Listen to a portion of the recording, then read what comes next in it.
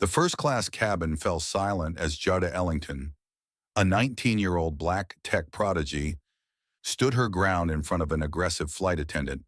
"I said, move to economy where you belong," the attendant snapped, pointing at a white woman waiting eagerly. Jada's hands trembled as she pulled out her phone and brought up the executive information page for Skyline Airlines. "Stephanie?" "Right." Jada's voice carried through the cabin. "I want you to meet someone." She turned the screen toward the flight attendant. "That's me, Jada Ellington, majority owner of Skyline Airlines. The boss here. What happens next in this high-stakes confrontation will change the airline industry forever. Before we dive into this shocking story about discrimination and justice, let us know where you're watching from. If you believe in standing against racism and fighting for equality, hit that button and subscribe for incredible true stories of courage in the face of bias. Jada Ellington was always something special. At just 17, while her classmates worried about prom and college applications, she developed an airline logistics algorithm that revolutionized flight scheduling. The complex code could predict weather patterns, optimize fuel use, and reduce delays by up to 40%. Major airlines fought for her technology license, but Jada had bigger dreams. She grew up watching her parents struggle with discrimination. Her father, a talented aerospace engineer, was repeatedly passed over for promotions at Skyline Airlines despite his expertise. Her mother, a successful flight attendant, endured daily microaggressions until she finally quit. Their experiences shaped Jada's mission to transform the airline industry from within, using millions of words worth of patented algorithms. Jada made a savvy financial move. Through a complex network of investments and shell companies, she quietly acquired 51% of Skyline Airlines within 18 months. The business world had no idea a black teenager now controlled one of America's largest airlines. Only one person knew her secret: Vivian Blackwood, 60, a former executive who had mentored Jada since discovering her talent at a school science fair. Vivian fought her own battles as one of the few black female executives in aviation and recognized that Jada's creative potential would have a lasting impact. Remember, Vivian had been warned during their last video call: watch closely before you act. Experience the airline as a passenger before revealing yourself to the board. That's exactly what Jada planned on her cross-country flight from New York to San Francisco, wearing a Stanford hoodie, jeans, and college sneakers. She looked like any other college student. Her natural curls were neatly tied back in a simple ponytail. No makeup, no designer accessories, nothing to hint at any difference. She was nothing special, very ordinary. What Jada didn't know was that Stephanie Walsh, the senior flight attendant working first class today, had 15 years of experience with Skyline Airlines. Stephanie had started when the airline still proudly promoted its global image, a thin veil covering a mostly white staff. Thanks to diversity initiatives, the company's demographics had slowly changed. But Stephanie still felt growing resentment. There had been 12 discrimination complaints filed against Stephanie over the years. All of them mysteriously disappeared thanks to Richard Harmon, the airline's CEO. Richard, 50, was a wealthy white man with political connections who saw himself as the real authority of the airline. He had been angry when anonymous investors took control, but hadn't yet identified Jada as his eye. Angry that anonymous investors had gained control, but still hadn't identified Jada as his eye. As Jada settled into seat 3A, she noticed Jason Miller, a 34-year-old white man in an expensive suit sitting next to her. He nodded politely, then turned back to his legal files. A letter from Baker and Associates, civil rights lawyers, caught Jada's attention, but she didn't think much of it. Just as boarding was almost complete, Jada's phone buzzed with a text from an unknown number. "We know who you are. Stand your ground or you'll regret it." She stared at the screen, her heart pounding. Someone knew her identity, but who and how? The airplane door slammed shut with a loud thud, sealing her inside with an unknown threat. The Boeing 787 hummed with pre-flight energy as the last passengers stowed their belongings. Jada put her phone away, the threat in the message still burning in her mind. She needed to stay calm and watchful, just as Vivian had advised. This flight would reveal the truth about experiences at Skyline Airlines, but she never expected to become the center of such an incident. Stephanie Walsh walked through first class, her blonde hair flowing with every step. She stopped beside each white passenger, offering warm smiles and personalized greetings. Mr. Davidson, good to see you again. And Mrs. Peters, your usual. A glass of champagne. But when she reached Jada, her attitude chilled. You too. And Mrs. Peters, your usual champagne. But when she got to Jada, her attitude turned cold. Ticket, Stephanie demanded bluntly. Hand extended. Jada presented her boarding pass. Good afternoon. Stephanie carefully checked the ticket. Then, Jada narrowed her eyes. Are you sure you're in the right section? Her voice echoed, drawing attention from nearby passengers. Yes, seat 3A. Jada pointed to the assigned spot. Stephanie's lips pressed tight. These tickets can be confusing, she said slowly, as if explaining to a child. This is first class. Economy is behind. Jason Miller, the lawyer next to Jada, glanced up from his documents with a frown. I know what first class is, Jada replied evenly. This is my assignment. Stephanie sighed dramatically and walked away, but returned a few minutes later with another flight attendant. Carlos, we have a situation, she said loudly. This young woman seems confused about her seat. Carlos, a Latino man in his 30s, checked Jada's ticket and nodded. Everything's correct. Stephanie, she's assigned seat 3A. Stephanie clenched her jaw but left without another word. Jada exhaled slowly. The flight hadn't even started, and she had already witnessed discrimination firsthand. She made mental notes for future policy changes when a commotion up front caught her attention. An older white woman with expensive jewelry and a designer handbag was speaking loudly to Stephanie. Margaret Whitfield, heir to the Whitfield Hotel fortune and a frequent first-class passenger, was used to special treatment. Today, she wanted Jada's seat. I specifically need that seat, Margaret insisted, pointing directly at Jada. The window seat helps with my dizziness, Stephanie nodded, sympathetically. Of course, ma'am, Mr. Whitfield, let me handle this.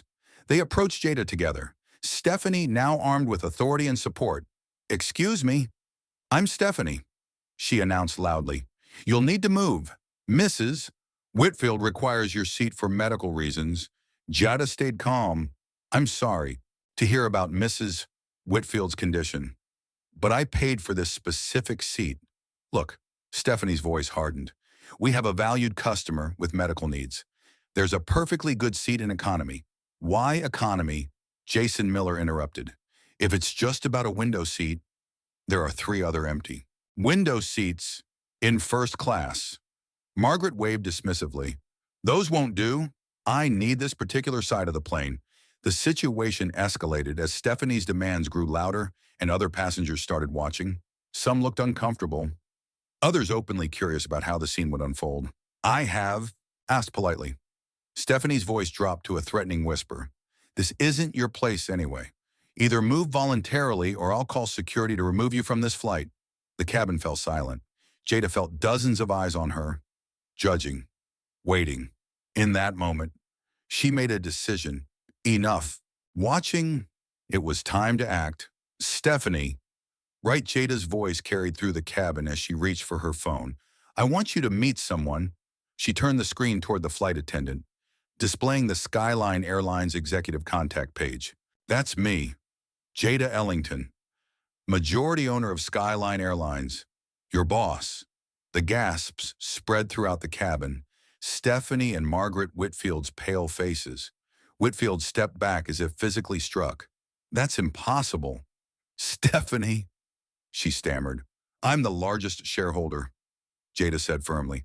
I own 51% of this airline. Now, would you care to explain why you're trying to block the owner of Skyline from prepaying for her first-class seat? Carlos, another drink, please. The flight attendant looked confused. Jason Miller was typing notes into his computer, and Margaret Whitfield, probably for the first time in her life, was left speechless. What do you think? What should Jada do next? Comment number 1 if you think she should demand Stephanie be kicked off the flight immediately. Comment number 2 if you believe she should keep watching and gather more evidence of discrimination. And if you've ever witnessed or experienced discrimination while traveling. Hit like and subscribe to show your support for those fighting injustice every day. The tension in that first-class cabin was heavier than the clouds outside. But what happened next would shake the entire airline industry to its core. Would Jada use her power to demand immediate justice? Or was she playing a longer, more strategic game? And who sent that threatening message? Stay tuned to find out how this confrontation would escalate far beyond anything Jada could have imagined. The engines of Flight 1923 finally roared to life, 40 minutes behind schedule. Wait to me. The cabin vibrating with tension thicker than the clouds outside.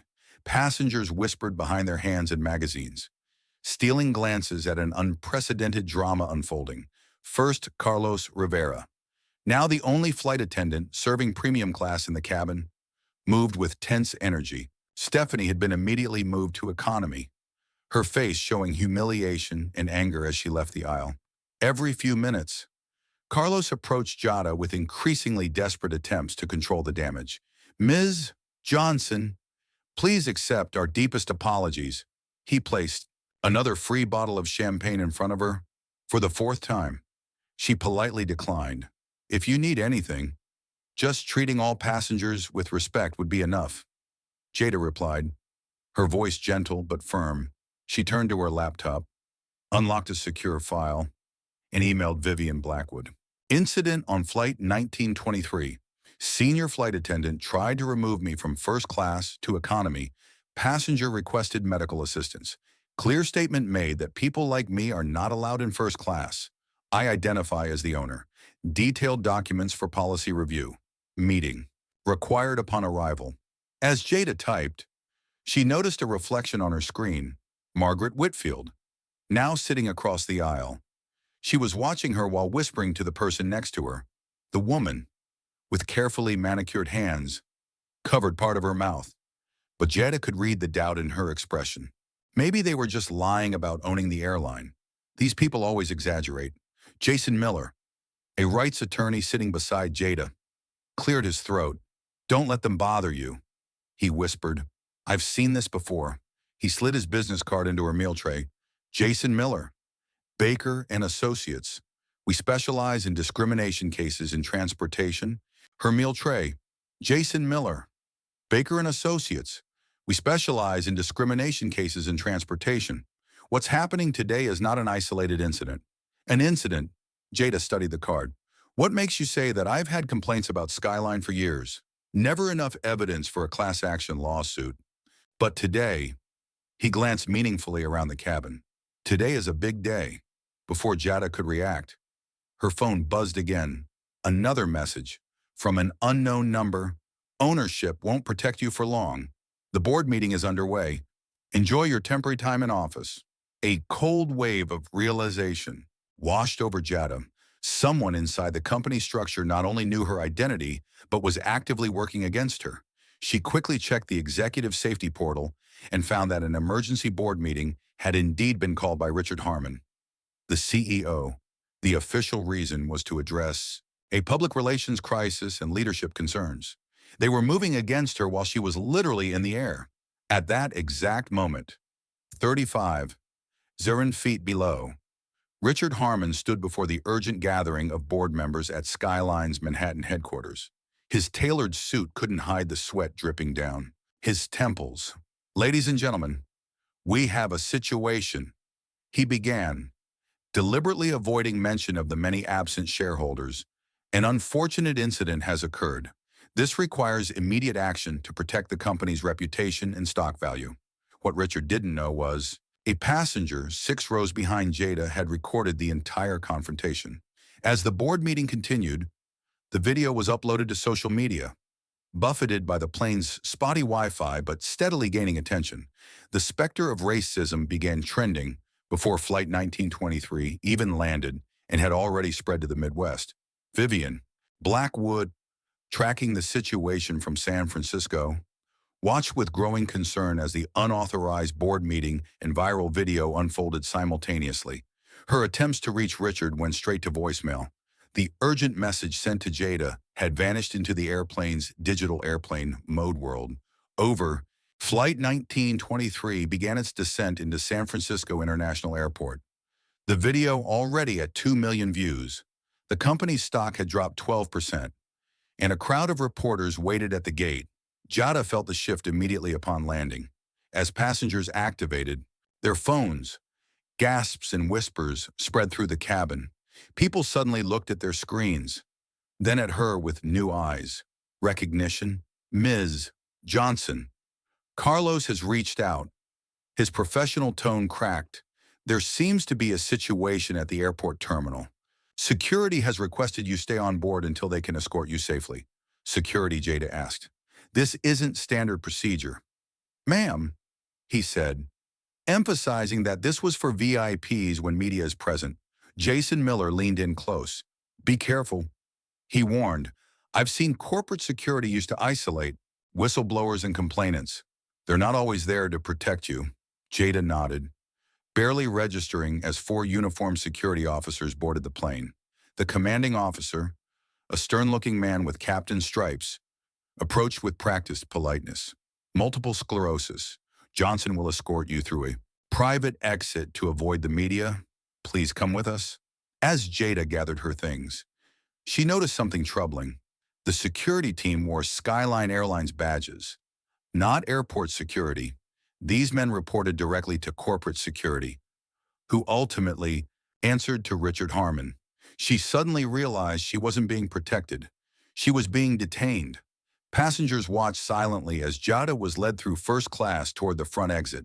Margaret Whitfield smiled brightly as she passed through the small airplane windows. Jada could see media gathered on the runway. Cameras ready, but the security team didn't lead her to the gate.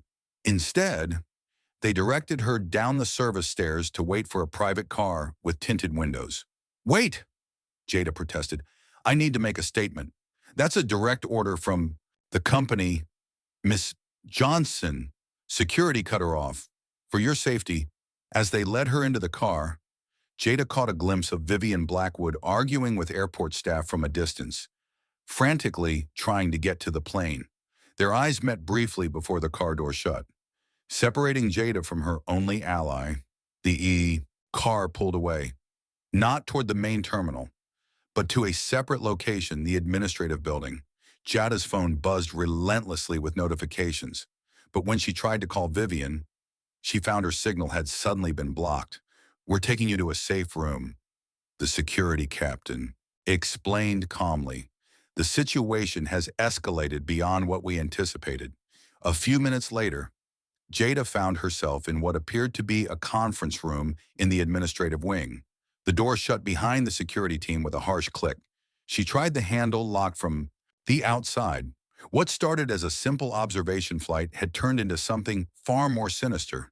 Jada Johnson, majority owner of Skyline Airlines, was now, in fact, a prisoner in her own company. Jada pressed her ear to the door, listening to the retreating footsteps of the security team. The safe room was spacious. Actually, the company's conference room with leather chairs and a polished table. But the locked door turned it into a golden cage. Through the window, she could see the distant terminal, where crowds and camera crews had gathered. This presence confirmed what she had suspected. The story had exploded. She tried calling, though the calls wouldn't go through. She kept receiving data intermittently. Notifications flooded the screen faster and faster. The story had exploded. She tried calling, though the calls wouldn't go through. She kept receiving data intermittently. Notifications flooded the screen quickly, more than she could handle. The viral video, now watched by millions, captured every moment of her confrontation with Stephanie. Hashtags kept multiplying. Racism was looming on the horizon. Fuzz Jada Ellington topped the charts for Black issues. The airline's stock was free-falling, down 20 points since the market opened. A financial alert caught her attention. Skyline's emergency board meeting brought news about sales, temporary leadership changes, paywalled articles were blocked, but the headlines told her everything she needed to know. Richard Harmon was making his move while she was conveniently locked up. Outside the administrative building, chaos was unfolding. Reporters surrounded the terminal itself, where passengers from Flight 1923 appeared with their own videos and testimonies. Airport staff were overwhelmed, struggling to maintain order. Yes, she said she owns the airline. A middle-aged woman told Fox News. The flight attendants were really embarrassed when they found out. The way they treated her before knowing who she was. Another passenger shook her head toward the ABC camera. It was really embarrassing when they found out. The way they treated her before knowing who she was. Another passenger shook her head toward the ABC camera. It was disgusting, plain and simple. Meanwhile, in the economic section of the landing area, Stephanie Walsh found herself surrounded by her own media. Tears streamed down her cheeks, smudging her flawless makeup as she carefully delivered a statement. "I've spent 15 years working for Skyline Airlines." She sobbed, "A misunderstanding, and my entire career ruined by social media. I have black friends. I have never discriminated against anyone." Cameras captured it all, broadcasting her tears nationwide. Across the airport, Vivian Blackwood was fighting her own battle, showing her increasingly tough executive security clearance. "I'm the chief strategy officer," she emphasized with authority in her voice. "I need immediate access to Miss Johnson." "Sorry, ma'am," the security officer replied, checking his tablet. "Your credentials have been temporarily revoked. Direct order from CEO Richard Harmon." The shock of CEO Vivian was, honestly, that wouldn't be possible without a full board vote. It can't happen without the majority shareholders' consent. Just follow orders. "Ma'am." Inside the building's administration office, Richard Harmon stood before a hastily gathered press corps, projecting calm and authority. At 55 years old, with silver hair and a tailored suit, he was the perfect image of an American corporate leader. Skyline Airlines was facing serious allegations of misconduct, and he read from a prepared statement. "The incidents on Flight 1923 represent a serious departure from our company values. The employee involved has been suspended pending investigation, and we are reaching out to Miss Johnson to address her concerns directly." A reporter shouted, "Is it true that Jada Ellington owns 51% of Skyline?" Richard practiced an unwavering smile. "Mrs. Johnson is a major investor who recently purchased shares through various investment channels. However, daily operations continue under experienced leadership as we assess her potential. At 19, she naturally requires guidance in corporate governance." The disparaging remarks sparked fresh outrage online. Within minutes, the hashtag Chandrash Ai Jakar Richard Harmonis overparty trended. Back in the safe room, Jada finally reached the company server through her laptop, bypassing the room's communication block by connecting to a shadowy administrative network she'd discovered during her preliminary research on the company. What she found confirmed her worst fears. Richard had called an emergency meeting to cite a leadership crisis, using mysterious bylaws. He convinced enough board members to grant him temporary operational control. Crucially, the vote wouldn't count without her participation. But Richard pressed forward, counting on confusion and corporate bureaucracy to delay any challenge. As Jada dug deeper, another message appeared, a direct message from Jason Miller. "Security has unlawfully isolated you. The terminal's attorney needs your location. Evidence shows a coordinated effort to remove you from power." Before she could respond, the conference room door swung open. Two security guards entered, followed by Yin Mach. Respected older woman Jada immediately recognized Margaret Whitfield's assistant. "Miss Johnson," the woman said in a professional, pleasant tone, "Mr. Harmon has arranged for your transfer to company headquarters for a full press briefing. A private car is waiting." Jada stood her ground. "I'm not going anywhere. As a major shareholder, I demand immediate access to my executive team and leadership." The woman's pleasant expression never changed. "That won't be possible right away. The situation requires delicate handling. And Mr. Harmon feels he doesn't have the authority to." Don't detain me or make decisions without my involvement. Jada interrupted. This is illegal and obstructs company business. The security guards exchanged uneasy glances. Please don't make this difficult. The assistant continued. For everyone's comfort, we've arranged accommodations for you. Jada's voice rang out. Is locking me in this room for my comfort? Is Richard Harmon speaking about me without authorization for my comfort? Or maybe it's for my comfort that Stephanie Walsh is out there playing the victim after trying to pull me out of the paying seat? The security guards stepped in. They were uncomfortable, clearly unprepared for this level of resistance. Ms. Johnson, we have orders to escort you. Your order is invalid. Jada abruptly cut in. If you touch me without consent, that's assault. I doubt any of you want to risk your pensions for Richard Harmon.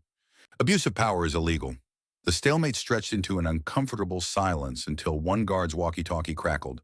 Security Alpha Team. Please note, the Federal Transportation Agency has accessed the terminal, requesting access be granted to all parties involved in Flight 1923's incident. The media presence tripled.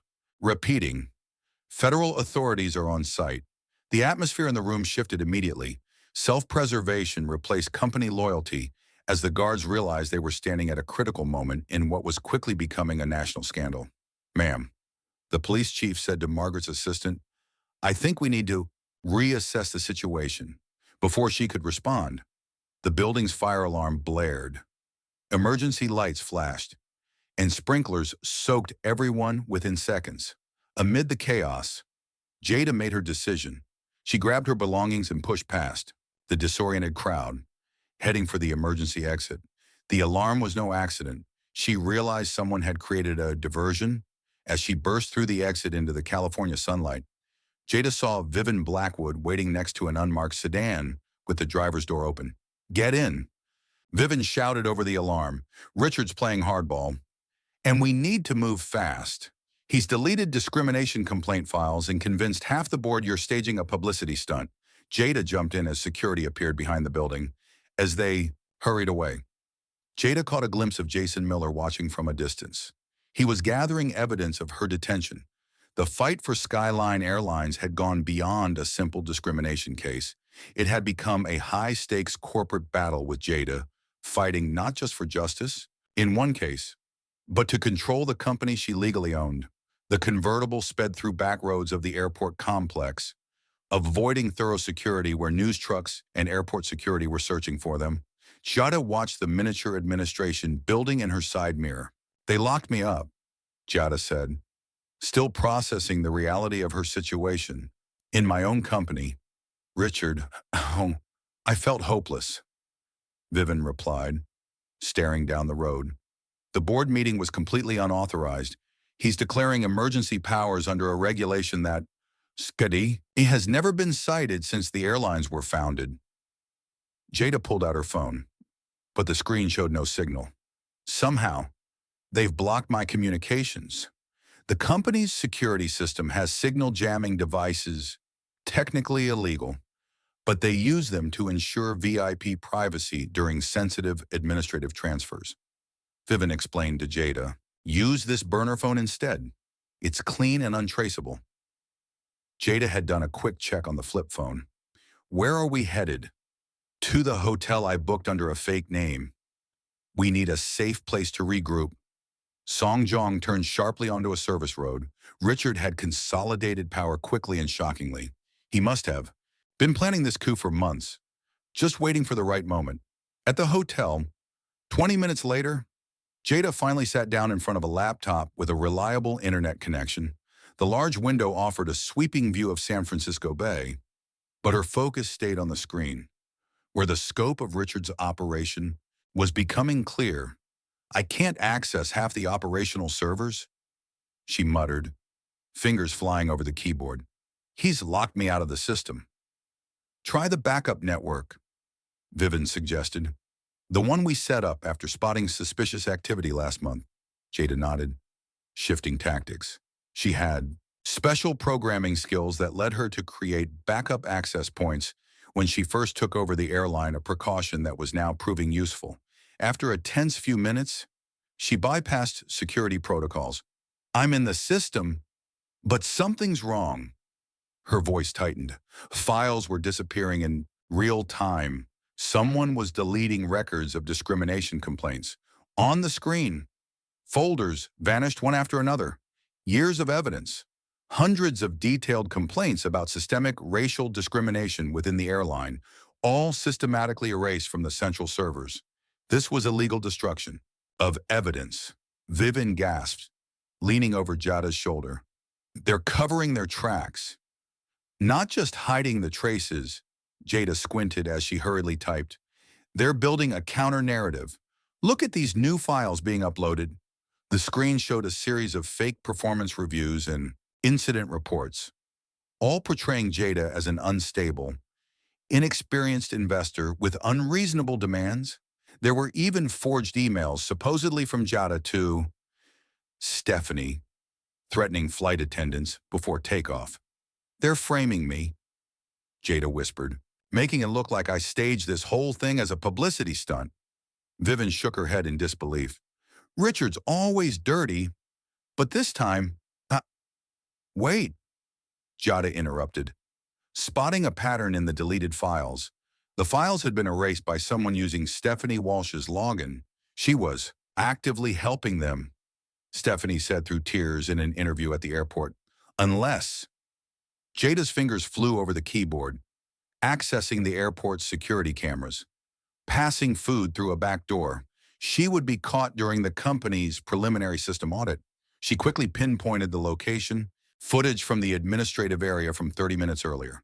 The video showed Stephanie Walsh entering through one door, makeup still smudged on her face, tears on stage. Seconds later, Richard Harmon appeared, guiding her inside with a protective arm around her shoulder. They were working together. Jada realized this went deeper than just a discrimination incident. Moreover, the investigation uncovered a hidden connection.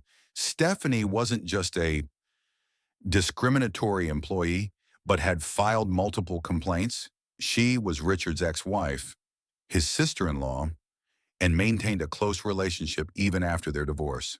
For years, she had been his eyes and ears in the crew cabin, reporting on diversity initiatives and helping identify employees who might be pushed out. I need to broadcast this info before they can finish their cover-up, Jada decided, grabbing her phone. Who are you calling? Vivian asked. First, Jason Miller. We need legal representation ready to move. Then I'll use my emergency access to send a message through the airport's announcement system. It's time to let Vivian know exactly where I am and what's going on. As Jada outlined her plan, the laptop screen suddenly flickered. A warning appeared. Unauthorized access detected. System lock initiated. They found us, Jada said, quickly disconnecting from the network. But not before I downloaded something they don't want anyone to see. She turned the screen toward Vivian, revealing an account statement. Under Richard's name, regular payments streamed in from a shell company that, on closer inspection, connected directly to the Margaret Whitfield family. This isn't just about racism, Jada whispered.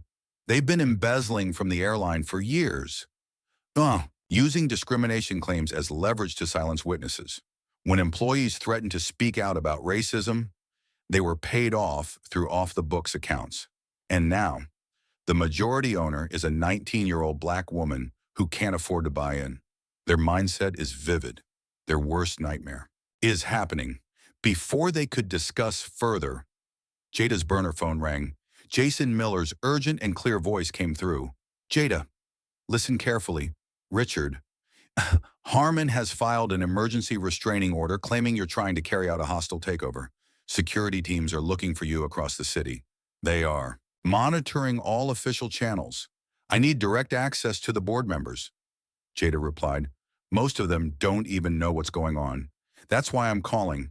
I've booked a conference room at my company's office. 3 board members have agreed to meet us there.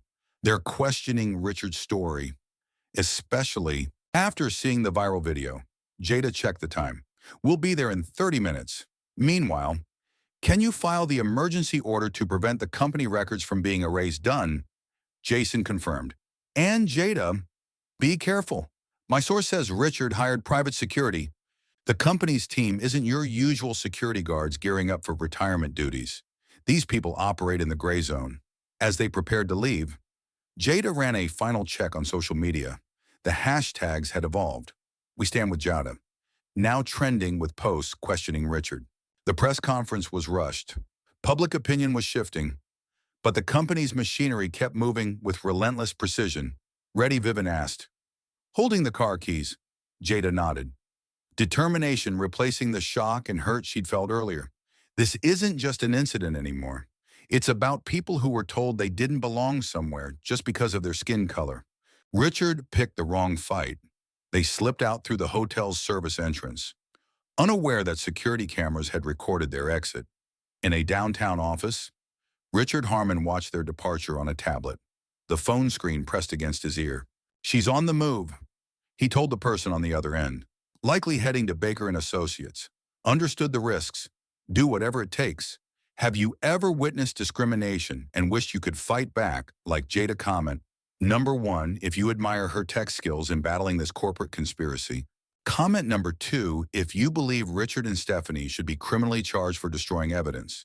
And don't forget to like and subscribe if you believe corporations should be held accountable for systemic racism. Don't forget to like and subscribe if you believe corporations should be held accountable for systemic racism. The battle for Skyline Airlines has escalated from a first-class dispute to corporate espionage and potential criminal activity. Can Jada reach the board members before Richard's private security finds her? What damning evidence is hidden in those offshore accounts? And who else might be part of this long-running conspiracy? Stay with us as this high-stakes corporate thriller continues. The sleek 42-story glass tower of Baker & Associates stood in San Francisco's financial district. As Vivian parked in the underground garage, Jada looked around with a newfound weariness. Every security camera, every passing car, every stranger on the phone now represented a potential surveillance threat. We'll take the service elevator. Jason Miller instructed via message, 15th floor, then switch to the executive elevator.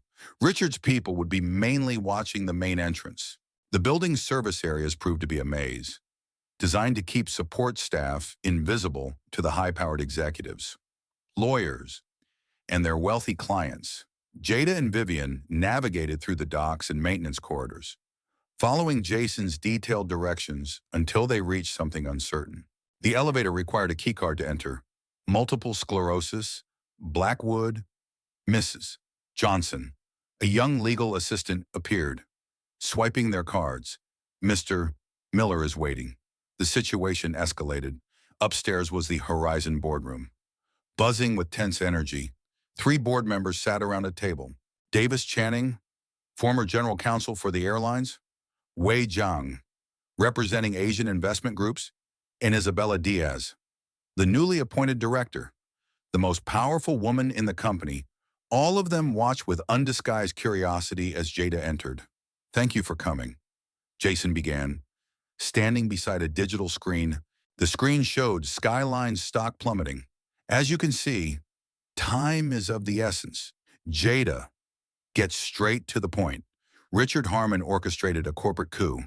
He illegally detained me, took control of operations, held me against my will, and systematically destroyed evidence of discrimination. Within the company, Davis Channing, with his silver hair and cautious demeanor, frowned. These were serious allegations. This morning's emergency board meeting was called to respond to public concerns about employee conflicts. This was a confrontation I didn't start, Jada objected. Connecting her laptop to the room's display system, the meeting is invalid without my participation, representing the majority shareholders. Over the next 20 minutes, Jada methodically presented her evidence of discrimination, her detention, the complaint deletion system, and the suspicious offshore accounts linking Richard and Margaret Whitfield.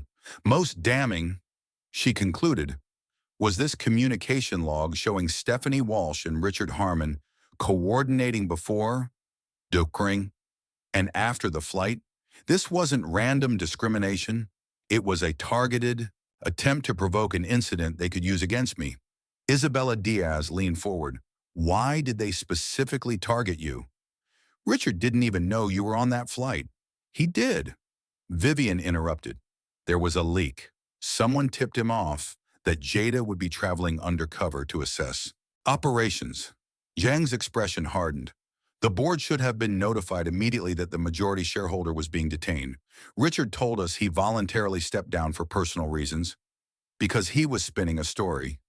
Jason explained, presenting legal documents, one where Jada is an inexperienced troublemaker unfit for corporate leadership.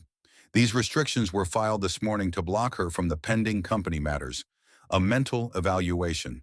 The room fell silent as the implications sank in. We need to call an emergency board meeting, a legitimate one. Channing finally said, with all members present, including Ms. Johnson. Richard won't attend if he knows I'll be there, Jada pointed out. And right now, he's acting like he has the right to run things. The discussion went on, strategies forming and dissolving as they weighed their options. Outside the conference room window, the afternoon shadows stretched across the city.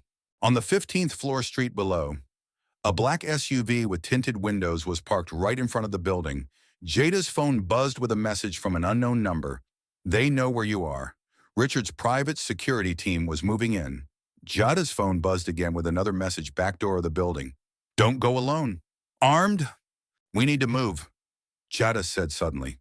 Showing the message to Jason, Richard was escalating beyond control. Corporate politics. Jason's face tightened. This is a law office. He wouldn't dare. He already detained me at an airport, erased company records, and filed false complaints about my mental health. Jada cut him off. He's desperate. The building's security alert sounded with a soft chime.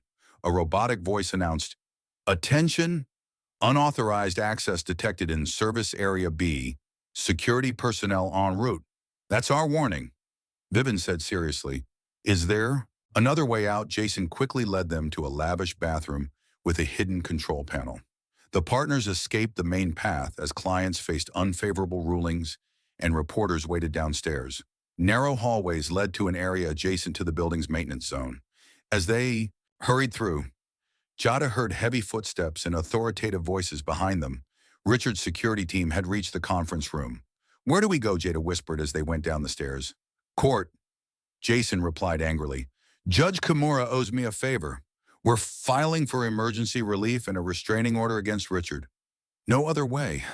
20 minutes and a rough taxi ride later, they hurried up the courthouse steps. The massive, classical-style building projected stability and authority, the qualities Jada desperately needed on her side. Inside a private room, Judge Helen Kimura, a formidable woman in her 60s with a reputation for efficiency, was reviewing the hastily prepared documents. Let me be clear, she said, looking over her reading glasses. You're accusing Mr. Harmon of essentially kidnapping the majority owner of a major airline, destroying evidence related to discrimination claims, and now pursuing her with armed mercenaries. Yes, Your Honor, Jason confirmed. We have digital proof of deleted records and witness testimony regarding Mrs. Johnson's detention at the airport. The judge turned to Jada, asking if she could prove she was a key shareholder. Jada produced documents from her secure financial account. I've acquired control through various investments over the past 18 months. The transactions were complex but completely legal. Judge Kimura nodded slowly. I've seen enough to issue a temporary restraining order against Mr. Harmon, preventing him from taking any legal action, pending a full trial. As the judge signed the order, Jada's phone buzzed with a new message. A security footage leak from the airport showed Jada being escorted out by Skyline Security, effectively confirming her detention claim. At the same time, Stephanie Walsh was interviewed again. Unlike her previous tearful statements, she now claimed corporate politics had put her in an impossible position, hinting at pressure from leaders. She was distancing herself from Richard. Vivian observed, the ship is beginning to sink.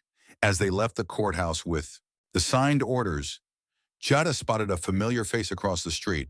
Margaret Whitfield stood beside a luxury convertible, speaking intensely to a man with his back turned. When he turned slightly, Jada recognized Richard Harmon. They're watching us. Une. Personally, right now, she whispered to Jason. Not for long.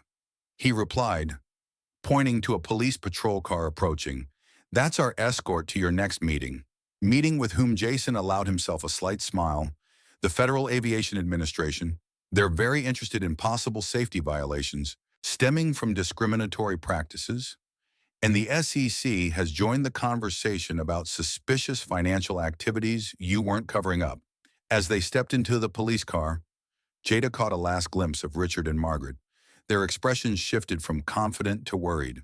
When they noticed the police escort, for the first time since this nightmare began, Richard's calm facade cracked, revealing the panic beneath. The real battle was only just starting, but Jada had something Richard had lost: solid ethical and legal foundations. The question now was how far he would go to regain control before everything fell apart around him. The airline's emergency board meeting was called for 7:30 a.m. The next day, at the central office of a neutral third-party law firm, security was tight, with private contractors checking IDs against an approved list and scanning for recording devices. The meeting rooms had been swept twice before members arrived. Jada came in last, accompanied by Vavin, and the real battle has just begun. But Jada has something that Richard has lost: a solid moral and legal foundation. The question now is how far he will go to regain control before everything collapses around him. An emergency board meeting for the airline was called for 7:30 a.m. the next morning at the offices of a neutral third-party law firm. Security was tight, with private contractors checking IDs against an approved list and scanning for recording devices. The meeting rooms had been swept twice before the members arrived. Jada entered last, accompanied by Vivian and Jason. She had traded in her usual college attire for a tailored suit that matched her expected capabilities without sacrificing her youth or identity. She styled her hair in a professional, natural look and wore only a simple gold necklace from her mother, providing the only personal touch. Richard Harmon's face briefly flashed with shock at her appearance before hardening into a practiced neutrality. He sat at the center of the long mahogany table, surrounded by allies. 3 known board members supporting his leadership. Margaret Whitfield attended as a representative of the major investor, along with 2 lawyers from the company's regular law firm. He was shocked by her appearance before settling into practicing neutrality. He sat at the middle of the long mahogany table, surrounded by allies. The 3 well-known board members supporting his leadership. Margaret Whitfield attended as a representative of a major investor, along with 2 lawyers from the company's regular law firm. The other 8 board members took various seats along the table, forming an unclear alliance in this unprecedented situation. Chairman Howard Peterson, a 72-year-old industry veteran, called the meeting to express his displeasure. Before we begin, I have to acknowledge the unusual circumstances. Peterson started. We are facing competing demands from the executive branch, serious allegations of misconduct, and the courts. An order was delivered to my home at 5:30 m. this morning. He held up the order signed by Judge Kimura. This temporarily suspends Mr. Harmon from his executive role. This position is pending investigation. Richard's lawyer immediately objected. The order was issued wrongly and inappropriately. A representative from Skyline's legal department said, "We're filing to overturn it this afternoon. However, this represents..." Now, Peterson said, "That brings us to our agenda, addressing the leadership crisis and handling the PR disaster that is tanking our stock price." Our shares had risen 28% and were still climbing. Over the next hour, the battle unfolded through procedural maneuvers and careful posturing. Richard laid out his narrative first. Jada is an inexperienced investor using social media to hijack the operating business. The flight incident was unfortunate but exaggerated to grab media attention. His temporary assumption of executive power was necessary to stabilize the company in crisis. She's never run anything more complex than a lemonade stand, Richard concluded smoothly. Now she wants to control an international airline based on a regrettable customer service incident. This is about experience versus activism. Plain and simple.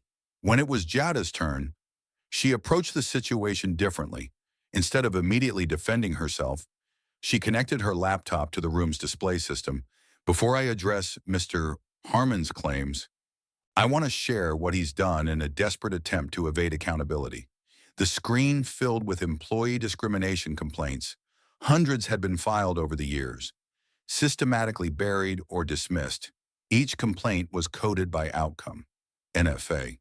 No further action, resolved with secret payments, or terminated. The last workers were fired for unrelated performance issues.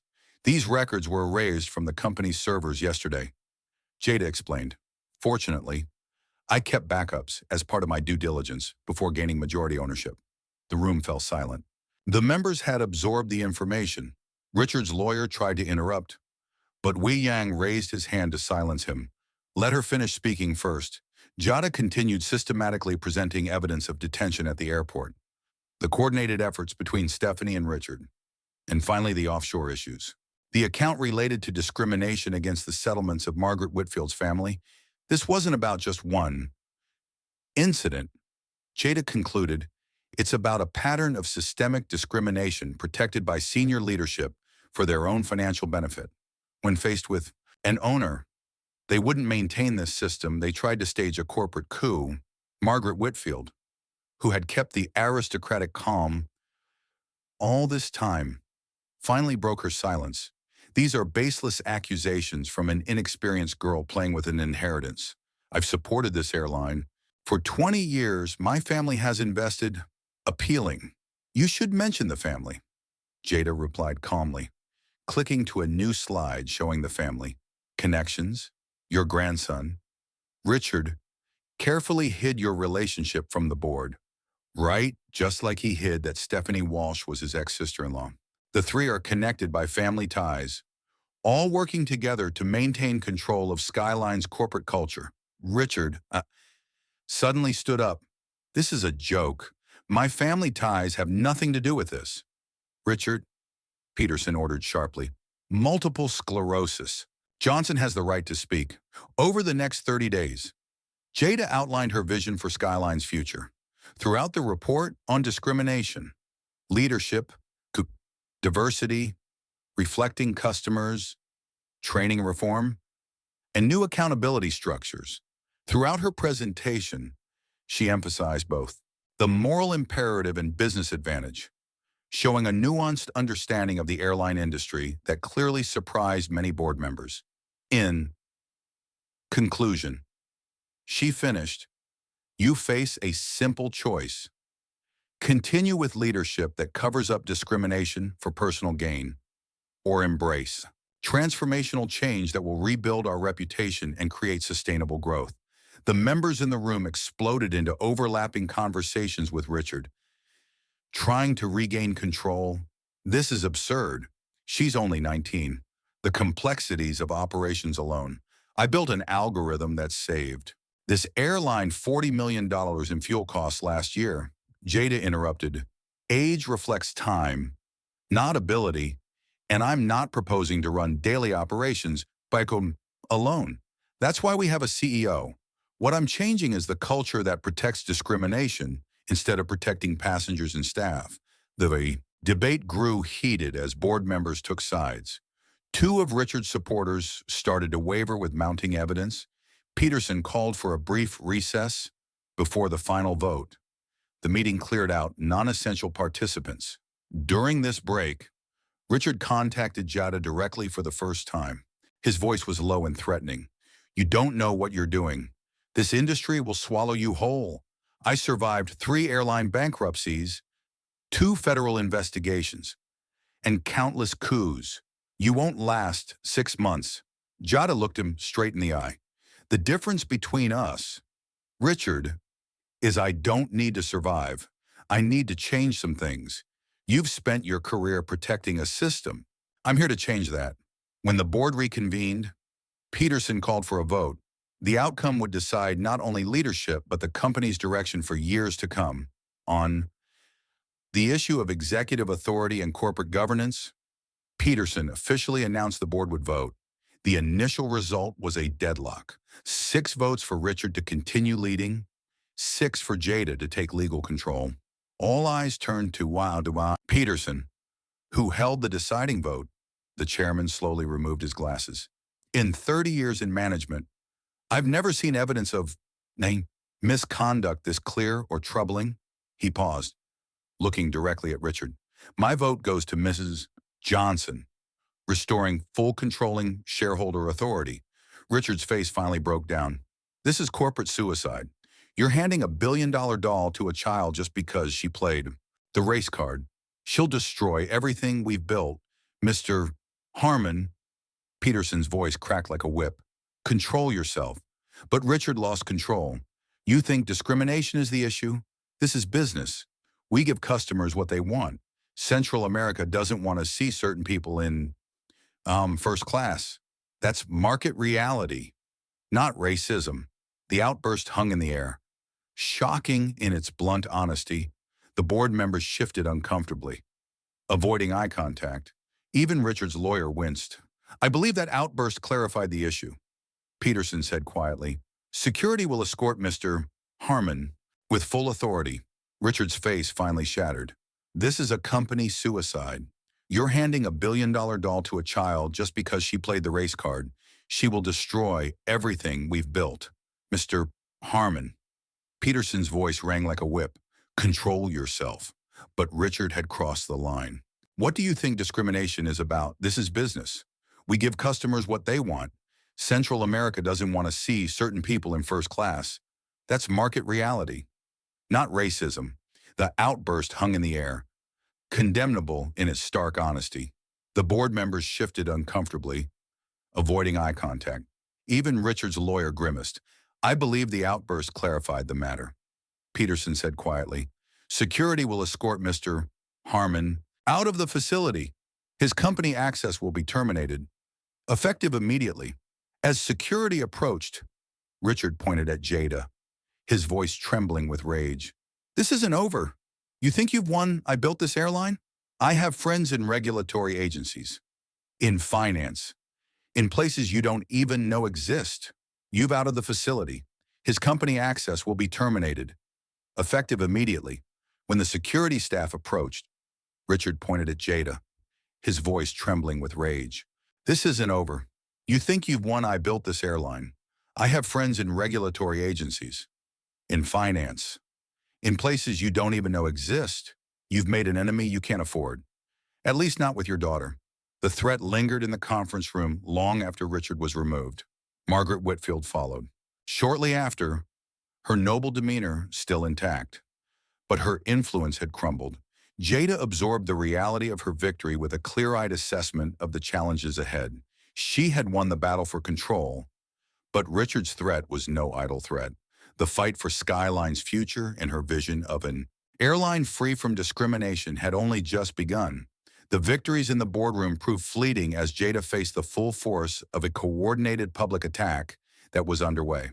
By noon, crafted stories began to appear in traditional media and social networks, all subtly conveying variations of the same message. Skyline Airlines was under fire from inexperienced leaders, from a temporary command center set up in a downtown apartment. Vivian and Jada watched the unfolding disaster across multiple screens. Conservative business programs questioned economists on whether the social justice agenda really belonged at the airline. Industry publications suddenly ran profiles of Richard Harmon, portraying him as an aviation veteran unfairly pushed aside. Social media influencers received mysterious sponsorships to discuss the risks of inexperience when criticizing industries. They planned this, Vivian noted, identical statements appearing across multiple platforms. These stories were prepped before Richard even lost the vote. Jada nodded seriously. She expected to win in the boardroom, but was ready to accept defeat if needed.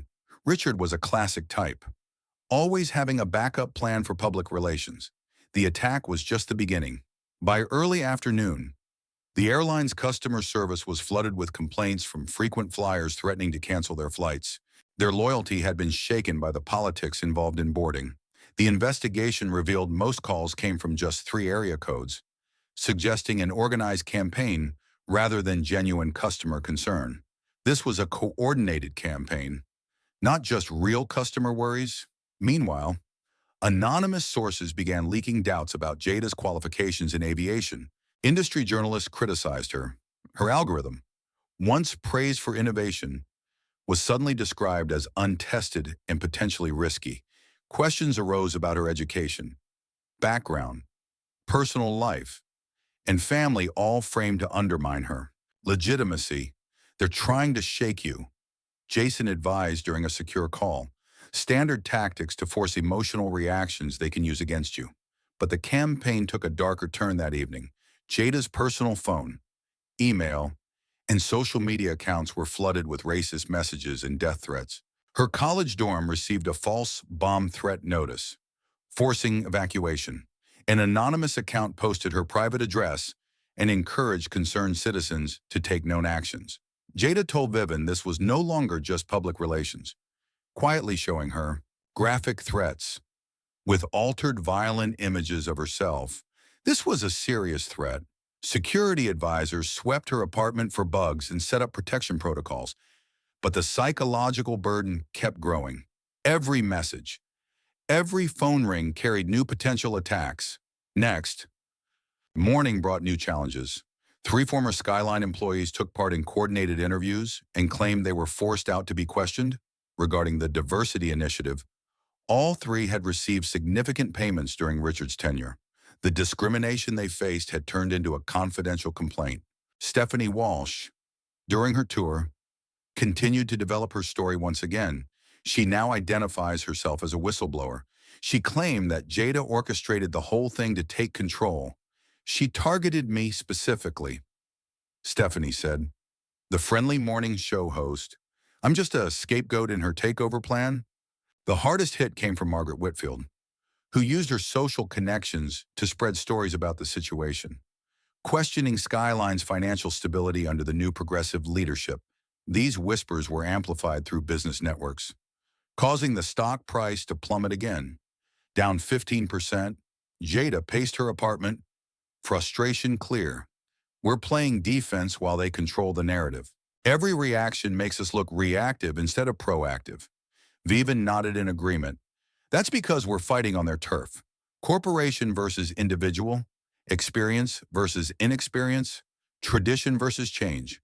We need to reshape the entire conversation. Before they can build this strategy further, Jada's secure phone rang with an urgent news alert. A loyal executive assistant to Vivian had discovered a security breach at Jada's apartment in San Francisco.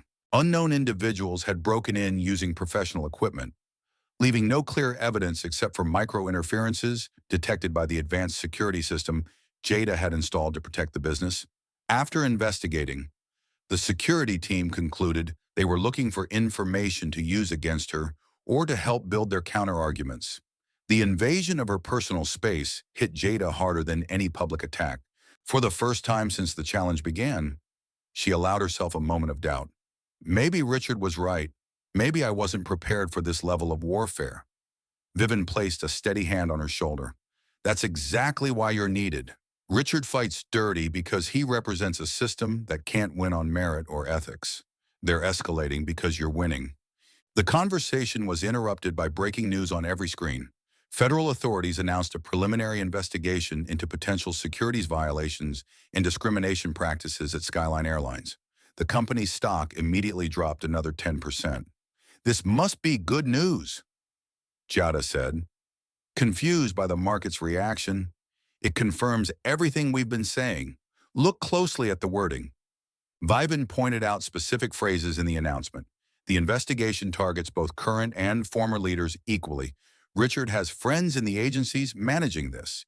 He's making sure if he gets in trouble, he drags his friends down with him. Jason's legal team confirmed this assessment hours later. They're crafting a story where both sides have problems, positioning Richard as an experienced leader who may have cut corners but kept the airline profitable. The inexperienced activists caused financial losses. By the end of the day, the coordinated pressure campaign reached a peak, leading to a major lawsuit. Richard filed a defamation suit.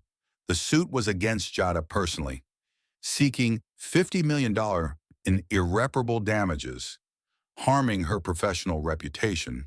Alarmingly, he also filed for a temporary restraining order, banning her from Skyline's premises or contacting employees during litigation. It was a delaying tactic, Jason explained in an emergency strategy session. He knew the suit was weak, but the company's legal process could drag on for years.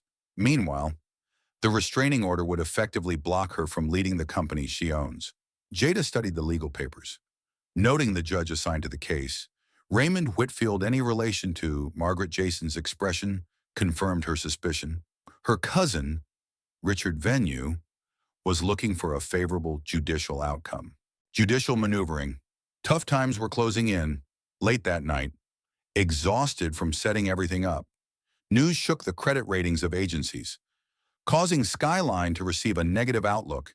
They cited management instability and potential regulatory challenges. Major corporate clients began delaying contract renewals, creating immediate cash flow concerns. Alone in her makeshift bedroom, Jada finally let tears of frustration fall. The system she was fighting was powerful, and Richard's connections stretched through a network built over decades. For every public battle she won, 3 more erupted on different fronts. Her phone buzzed with a message from an unknown number. Your company is collapsing. This could end when you resign. Take it as a lesson. Next time, stay in your lane. The message was unsigned, but Richard's voice echoed everywhere. Have you ever faced something truly strong? What Jason explained during an emergency strategy meeting. He knew the lawsuit was weak, but the company's legal process could drag on for years. In the meantime, the temporary injunction would effectively prevent her from leading the company she owned. Jada studied the legal text, noting the judge assigned to the case. Did Raymond Whitfield have any connection to Margaret Jason's expression? Confirmed her suspicions. Her cousin, Richard Venue, was seeking a favorable resolution. Judicial mission. Tough situations were approaching. Late that night, exhausted from the setup, the news disrupted the credit ratings of agencies, causing Skyline to be rated negatively. They cited instability in management and the potential for regulatory challenges. Major corporate clients began to delay contract renewals, creating immediate concerns about cash flow. Alone in her temporary bedroom, Jada finally let the tears of frustration fall. The system she was fighting was powerful, and the connection to Richard spanned a network established over decades. For every public battle she had won, 3 other battles had erupted on different fronts. Her phone buzzed with a message from an unknown number. Your company is collapsing. This could end if you resign. Consider it a lesson learned. Next time, stay in your lane. The unsigned message echoed Richard's voice everywhere. Have you ever faced something powerful? Is everyone trying to silence you? Comment below if you think Jada should fight in this public relations battle by exposing Richard's dirty tactics. Comment below if you believe she should focus on running the airline well and let the results speak for themselves. And if you've ever been targeted for speaking truth to power, hit like and subscribe to show solidarity with those fighting for equality in American business. The battle for Skyline Airlines had moved from the boardroom to the court of public opinion, with Richard proving that losing official power didn't mean losing influence. Would Jada find a way to counter these sophisticated attacks? Could she protect herself from the escalating personal threats? And what evidence could turn the tide in this increasingly dangerous corporate battle? The stakes continue to rise as we follow this shocking true story. Dawn was breaking over San Francisco, lighting up the fog rolling between the skyscrapers. Jada barely slept, spending the whole night reviewing legal documents. She and Jason's team discussed strategy through secure conference calls. The hearing for the temporary restraining order was scheduled for 9 a.m. that day. Judge Raymond Whitfield gave them valuable time to prepare a defense. Richard's core argument was bold and compelling. Jason explained as their car navigated morning traffic on the way to court. He claimed that the discrimination at Skyline was defamatory because it damaged the company's reputation and stock value. But were those claims backed by evidence? Jada replied, reviewing the counter-arguments on her tablet. Truth is an absolute defense against defamation. That's exactly why we need to focus on the admissibility of Jason's evidence. She showed a tense expression. Richard's lawyers filed a motion to exclude the backup server records, claiming they were obtained illegally, accessing the company's system without permission. This irony didn't surprise Jada. So, they wiped the official records, then argued my backups shouldn't be accepted. Welcome to corporate litigation. Jason said seriously, it's rarely about justice and more often about procedural advantage. The courthouse steps were crowded with reporters and protesters holding signs demanding justice. Some called for justice for Skyline employees, while others claimed activism and keeping politics out of airlines. The divide reflected Richard's success, a conflict more ideological than ethical. Inside the courtroom, the atmosphere was tense. Richard sat at the plaintiff's table, surrounded by 5 lawyers from Prescott and Winthrop, one of the most expensive law firms in the country. He looked well-groomed and well-rested, exuding calm confidence. Despite yesterday's outburst in the boardroom, Judge Whitfield entered, his appearance with Margaret unmistakable, with a tilted chin and a cold, aristocratic, blue-eyed gaze. From his very first ruling, his bias was clear. He excluded 3 of Jada's key witnesses as a precaution. While allowing all, despite the outburst in the boardroom yesterday, Judge Whitfield entered, his demeanor with Margaret unmistakable, with his chin tilted and a cold, aristocratic look. Blue eyes. From his very first ruling, his bias became obvious. He had excluded 3 key witnesses for Jada as a precaution, while allowing all of Richard's people to remain on the list. Your Honor, Jason objected, standing tall, excluding testimony from the victim of discrimination while allowing character witnesses for Mr. Harmon creates a procedural imbalance. That a counsel, Judge Whitfield interrupted, is a hearing on a temporary matter. The injunction relates to the access company, not an investigation into the discrimination allegations. Please limit your arguments to relevant issues. The hearing continued throughout the morning. Richard's team presented him as a seasoned manager of an organizational complex, temporarily sidelined by a vengeful teenage investor who exploited an unfortunate customer service incident to stir trouble. They emphasized the stock price collapse and canceled contracts. Evidence showed Jada's leadership was threatening the company's survival, while Jason tried to introduce proof of Richard's offshore accounts regarding the cover-up of discrimination complaints. Judge Whitfield upheld objections based on relevance and admissibility. At each ruling, Richard's expression remained neutral, but his eyes lit up with satisfaction. By noon, the outcome seemed decided. Judge Whitfield issued a temporary injunction barring Jada from the Skyline premises, prohibiting contact with employees or exercising operational control for 10 business days pending the next hearing. This is just a temporary measure, the judge said reassuringly. The court recognizes Ms. Johnson. This is only a temporary measure, the judge said in a consoling tone. The court recognizes Ms. Johnson.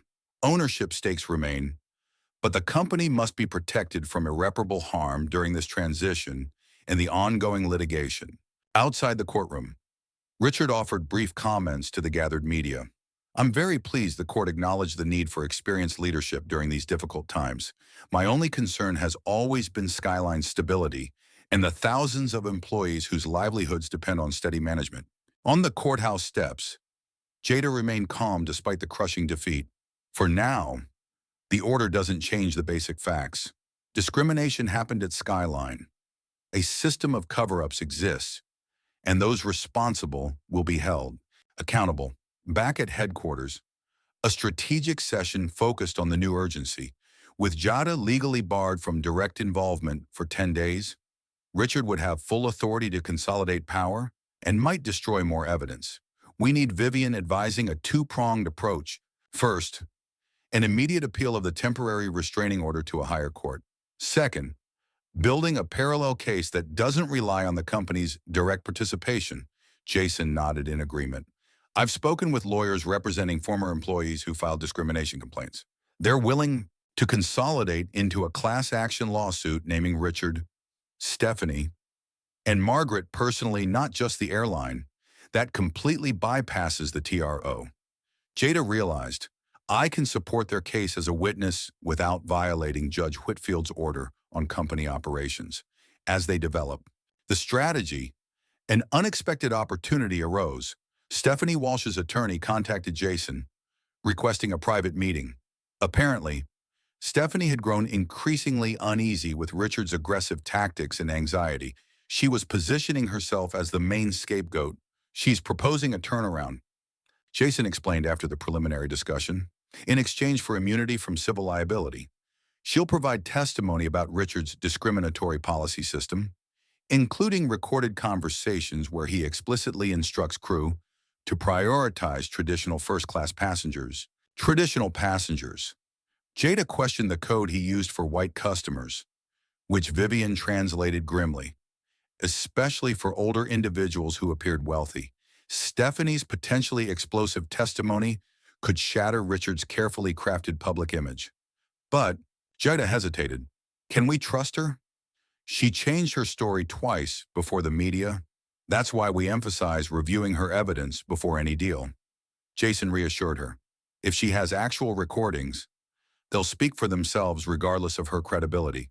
While promising, this development coincided with Margaret Whitfield launching her own counterattack, using political connections cultivated over decades, along with strategic contributions.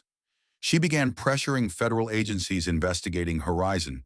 Congressional allies suddenly questioned the political motives behind the investigation, and the lead federal prosecutor found themselves reassigned to another department without explanation. The message was clear. The Whitfield family's influence extended beyond business into government agencies. Richard may have lost votes in the boardroom, but the larger system still tilted in his favor. For Jada, the most painful aspect was seeing Skyline employees suffer amid the power struggle. Leadership uncertainty caused operational confusion. Pilots and flight attendants faced uncomfortable questions from passengers about the viral video and the resulting controversy. Customer satisfaction scores plummeted, and competitors began aggressively targeting Skyline's corporate accounts with steep discount strategies. Richard was willing to damage the entire company to maintain control, Jada observed, studying the latest operations reports secretly provided by loyal employees. Despite their limited authority to place orders, he'd rather rule over ruins than lose his position. The legal team worked around the clock to prepare their appeal to Judge Whitfield. But realistically, the process would take at least a week precious time during which Richard could continue consolidating power. They needed a breakthrough. And fast. It came from an unexpected source. A young attorney at Prescott and Winthrop contacted Jason anonymously. Troubled by their company's tactics in the case, the whistleblower revealed that Richard's legal team had compiled an internal memo admitting the validity of the discrimination complaints, but they deliberately withheld them during discovery. This is textbook misconduct. Jason explained, reviewing the evidence, if proven, its grounds, to immediately dismiss their case and apply sanctions against the involved lawyers. They prepared emergency motions to force the production of the withheld documents, but remained cautious about presenting them before Judge Whitfield, who had openly shown bias. Instead, they were asked to have the case reassigned to a different judge, citing evidence of a potential conflict of interest between Whitfield and the parties involved. With these legal moves underway, Richard made his most aggressive move yet, using temporary authority granted by a restraining order. He initiated dismissals against employees that Jada had publicly supported or who had testified about discrimination they experienced. Though carefully framed as restructuring for operational efficiency, the pattern was unmistakable. It was a systematic purge of potential witnesses and allies. He's really a corporate cleaner, Vivian reported after receiving frantic calls from targeted employees. Those who had been with Skyline for decades were being escorted out without warning. Tensions rose as the 10-day deadline approached. Richard and his team filed to extend the restraining order, citing ongoing business instability. Meanwhile, they released a press statement claiming efforts to stabilize the company under his interim leadership. The conflicting narratives, largely unchallenged in media accounts, portrayed the situation as a clash between experience and activism, rather than accountability and discrimination. For Jada, the mounting stress took a heavy toll ongoing security concerns, legal pressure, media scrutiny, and the weight of responsibility for thousands of employees' livelihoods created nearly unbearable pressure. She maintained calm in public, but private moments revealed the personal cost of the battle she had to carry. "I never wanted to be a corporate warrior," she confessed to Vevin in a rare quiet moment. "I just wanted to build an airline where people, like my parents, could work without facing discrimination, where passengers would be treated decently no matter how they looked." That simple goal threatened everything Richard stood for. Vevin replied gently, "Systems of inequality don't give up power willingly."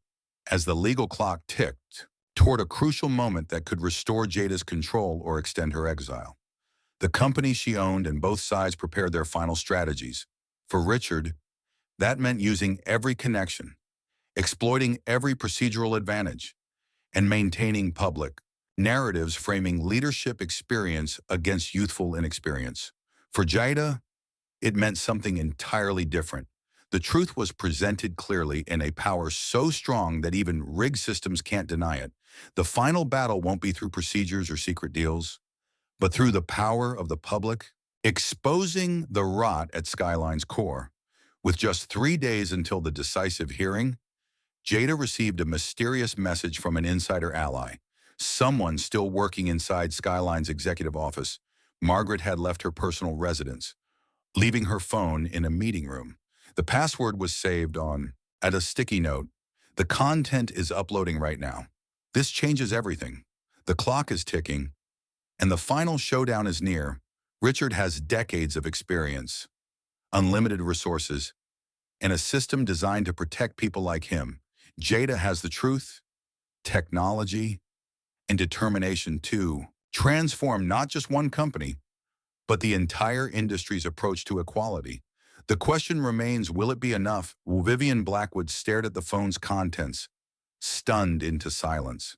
After nearly 40 years at America Water Company, very little surprised her anymore. But the evidence recovered from Margaret Whitfield's careless mistake, the discarded device, left her temporarily speechless. "This is comprehensive," she finally said, scrolling through hundreds of messages, memorizing the voices and coded communication between Margaret and Richard. She and a network of allies across the aviation industry and regulatory agencies. Jada leaned in closer, absorbing the implications. They weren't just covering up discrimination at Skyline, they were actively coordinating similar actions across multiple airlines. An industry-wide conspiracy. Jason confirmed, taking notes for immediate legal action, setting the price for settling discrimination claims, sharing blacklists of employees who filed complaints, and coordinating media strategies to discredit diversity initiatives. The phones contained blueprints of a system spanning decades, meticulously documented by Margaret Whitfield, who clearly never imagined her records would fall into enemy hands.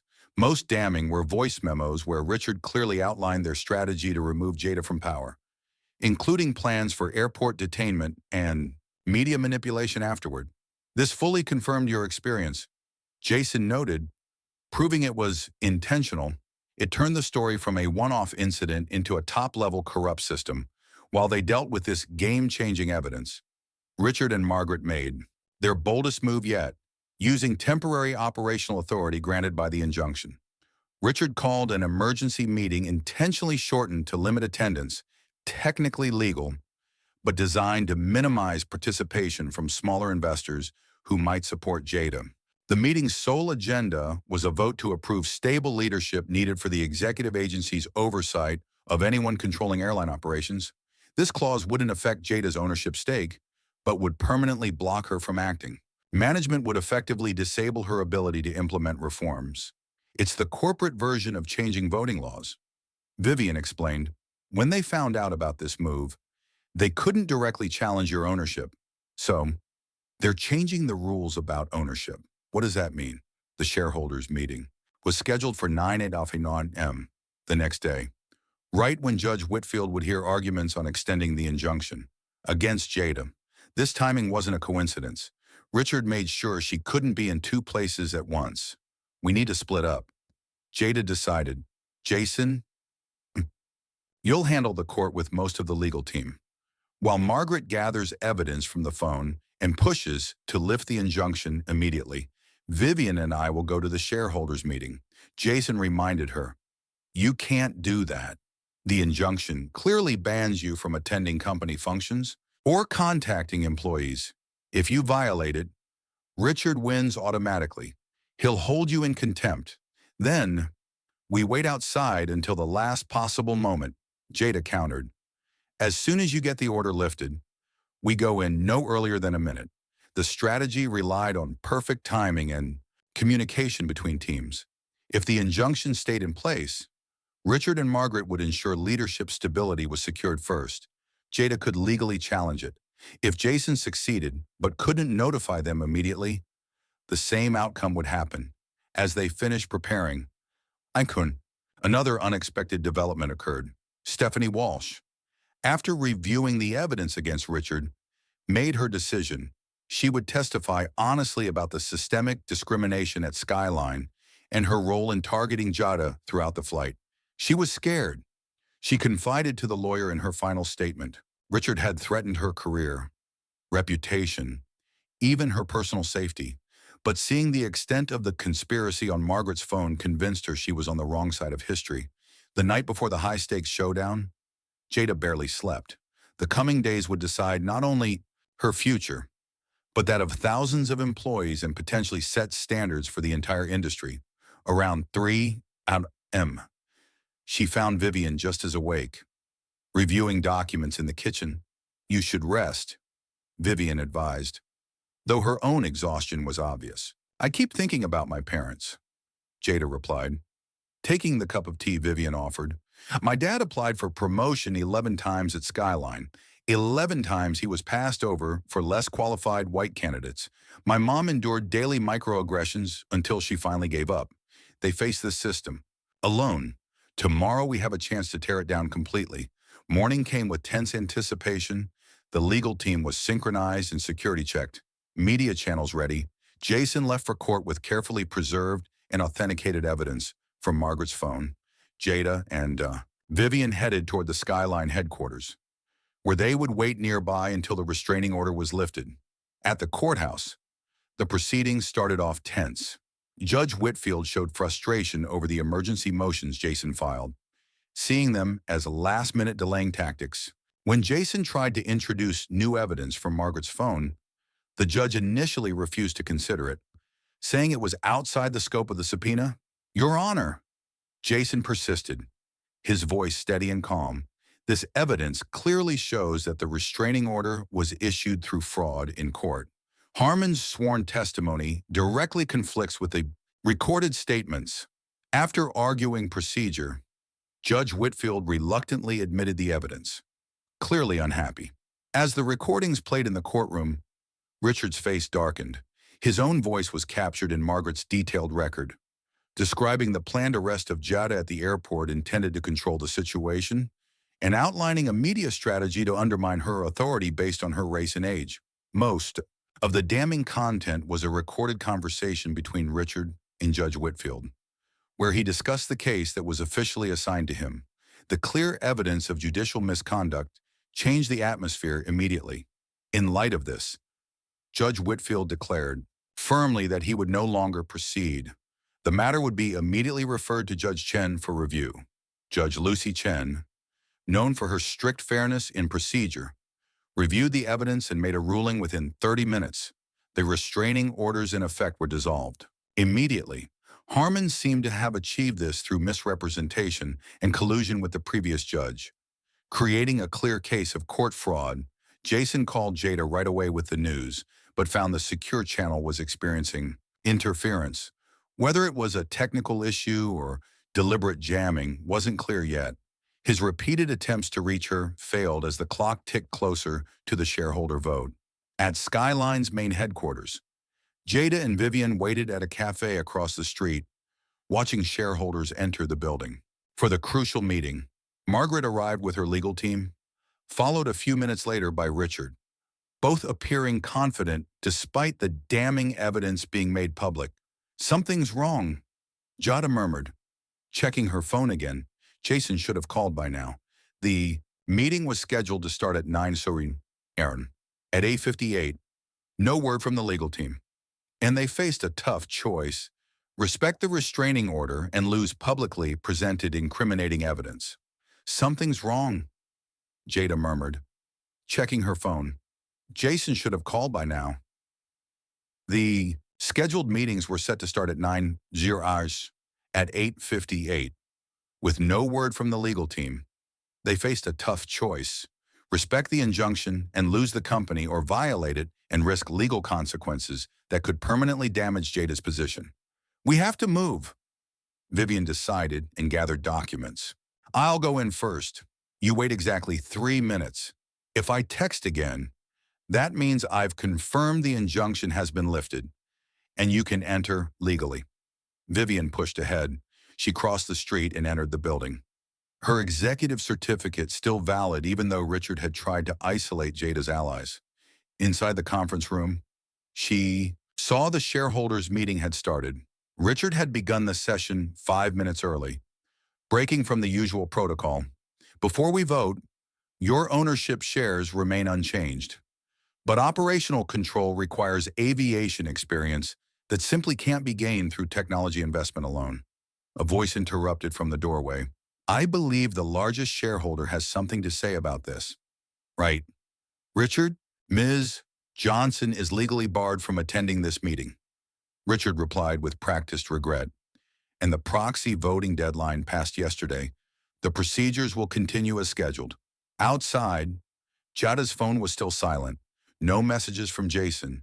No follow-up text from Vivian. The clock showed 9:02. In 1 minute, the vote would begin. In about 5 minutes, it would be over. Permanently changing Skyline's management structure. Her decision made, Jada stepped into the building. The legal consequences felt abstract compared to the immediate threat to everything she had worked for. As she approached the boardroom door, her phone finally rang. A message from Jason. Delayed by technical issues, the order had been approved. Legal entry granted.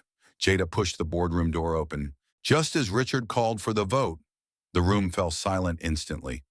Everyone turning toward her. Surprised by her arrival, Richard's confident expression faltered for a moment before he recovered. Mrs. Johnson, you are violating a lawful injunction. Security will escort you off the premises, and your contempt will be noted for further proceedings. The injunction was lifted. Calmly, Jada held up her phone, displaying Jason's message. Judge Chen ruled that evidence was gathered through court fraud. Also, Judge Whitfield recused himself after evidence of his improper coordination was uncovered. Richard's composure clearly broke. That's impossible. The hearing just started. It ended 20 minutes ago. Jada corrected, stepping to the center of the room. And now, as the majority shareholder of Skyline Airlines, I have an alternative proposal for your consideration. The mood shifted as Jada presented her evidence. Not only had she revealed discrimination on her flight, but years of systemic abuse had been exposed through Margaret's phone records. Shareholders listened with growing concern as the true extent of Richard and Margaret's actions came to light.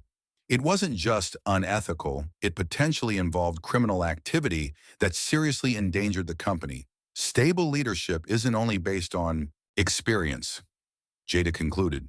It also means preventing irresponsibility. Before voting, shareholders should consider whether supporting this makes them complicit in covering up discriminatory documents and protecting fraudulent practices. Richard tried to regain control, his voice rising. This is absurd. We built this airline into an industry leader.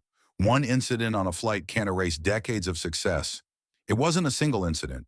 A new voice cut in from the doorway. Stephanie Walsh entered, clearly worried but determined. Her testimony had ended in court, and Jason had brought her straight to the shareholders' meeting. For the first time, she spoke without Richard's coach or media handler shaping her words. For 15 years, I followed orders on how to treat passengers based on appearance, race, and perceived wealth. She said clearly, those orders came straight from Mr. Harmon, who directed us to find reasons to remove passengers who didn't fit Skyline's preferred clientele. This is not a one-time incident with Mrs. Johnson. It was standard procedure. Richard lunged at her, his last shred of control completely gone. "You ungrateful." Security moved quickly, not removing Jada or Stephanie, but restraining Richard, who threatened to confront a witness he had crossed a line. As they escorted him out, the remaining shareholders sat in stunned silence. Margaret Whitfield, a woman of elegant beauty, this meeting was clearly charged with emotional drama. "I move to adjourn until cooler heads prevail." The motion was rejected. Vivian immediately objected. The shareholders' meeting would proceed under current rules with the majority of shareholders present and valid. What followed was not the vote Richard planned, but an entirely different proposal from Jada, removing Richard Harmon from all company positions, dissolving the special privileges granted to Margaret and the investment group, and establishing an independent ethics committee to oversee discrimination complaints. As votes were counted, the outcome became clear. Shareholders presenting evidence of potential crimes chose self-preservation over loyalty to Richard's regime. The motion passed with 64% support, a clear mandate for change. Outside the boardroom, Jada found a rare moment of calm amid the chaos. After weeks of relentless fighting, the crisis had passed instantly. Richard was removed, Margaret's influence was neutralized, and control of Skyline was secured. But the real work, changing the company culture and repairing the damage to employees and passengers, was just beginning. As she stood reflecting, Harmon from all positions in the company dissolved the special privileges granted to Margaret and the investment group, established an independent ethics committee to oversee discrimination complaints. As the ballots were counted, the results became clear. The shareholders presented evidence of potential criminality, choosing to protect themselves over loyalty to Richard's regime. The motion passed with 64% support, a clear mandate for transformation. Outside the conference room, Jada found a moment of unexpected quiet amid the chaos. After weeks of relentless fighting, the crisis had suddenly passed. Richard was ousted, Margaret's influence was neutralized, and control of Skyline was secured. But the reality of working, changing the company culture, and addressing the damage done to staff and passengers was just beginning. As she stood reflecting on this challenge, a commotion at the building entrance caught her attention. Federal agents were entering, led by investigators from the Securities and Exchange Commission with the Department of Justice on Civil Rights. Evidence from Margaret's phone had significantly propelled their investigation. Jada watched as they moved through the lobby, with clear documents in hand. The system had protected Richard in the final decade had come near. It was broken not by the power struggles of the company, but by the weight of the law. In the end, the confrontation didn't conclude quite as either side had expected. Richard's carefully built power base collapsed, not just because of Jada's claim of ownership alone, but through the documented actions and the courage of witnesses like Stephanie. What started as discrimination against one passenger had exposed corruption affecting thousands of people. As the federal agents stepped into the elevator, Jada turned toward the executive offices, now officially hers. This victory felt different from what she had imagined, less like a win, and more like a wake-up call. The responsibility of this transition now rested fully on her shoulders. Along with the livelihoods of every Skyline employee, the hard work of rebuilding was about to begin. The CEO of Skyline Airlines boardroom had undergone a transformation since Jada officially took control. The dark mahogany table was gone, and power had been concentrated among a small few. Instead, a round arrangement with equal seating symbolized the cultural change underway. Digital screens displayed real-time company data, along with statistics on reported discrimination complaints. This transparent replacement acted as a guiding philosophy. Today marked an important day. Jada was set to present the full findings from the independent investigation she was tasked with. Immediately after securing control, former federal prosecutor Elena Vasquez, who led the 3-week investigation with a team of experts on discrimination and forensic accounting, was ready to share conclusions that would shape the company's future. The investigation uncovered issues far worse than anyone expected. Elena began addressing the executive team and specially inviting victims of discrimination from across Skyline's history. We documented 347 clear cases of racial discrimination in the last decade, with patterns indicating thousands more unreported incidents. The presentation detailed a sophisticated system spanning every aspect of airline operations. Flight attendants receive special training to evaluate passenger worth mainly based on race and perceived wealth. Gate agents were instructed to scrutinize some passengers' tickets more closely than others. Promotion. Committees used evaluation criteria specifically designed to disadvantage non-white employees. Most concerningly, Elena continued, presented financial records of a dedicated fund set up to quietly handle discrimination complaints, with an annual budget of $8 million. These settlements involved aggressive non-disclosure agreements and often led to the termination of the complainant's employment. Regardless of whether the claims were true or false, documents reveal Margaret Whitfield's central role in designing the system. As a major investor with political connections, she positioned herself as the cultural guardian of the airline, ensuring it was maintained. Internal documents called it the appeal to traditional passengers, a euphemism for primarily serving Richard's wealthy white clientele, which was operated, implemented, and enforced. Recorded audio recovered from Margaret's phone captured her, instructing a department head to maintain demographic balance according to their vision, to position and block certain passenger profiles through selective service adjustments. Legally, Elena seriously concluded this constituted a textbook civil rights conspiracy. The evidence supports criminal charges against both the chief architect and many secondary participants. As the presentation ended, silence filled the room. Many longtime employees witnessed the revelation. The evidence was confirmed. Doubts they had harbored for years but couldn't prove to others, those who had benefited from the system, were forced to be painfully acknowledged. Complicity. Jada let that moment resonate with those present. This isn't just Skyline's problem. We found similar evidence of systems at 6 major competitors, orchestrated throughout the industry, associations, and shared advisors. The patterns were nearly identical. She showed communications revealing how Richard and Margaret shared passenger management techniques through exclusive industry forums, creating unfair common practices that harm minority travelers across many airlines. What seemed like isolated incidents were actually the result of coordinated policies. Our response must be just as systematic. Jada continued, starting today, we will roll out comprehensive reforms in hiring, promotions, customer service, service protocols, and complaint resolution.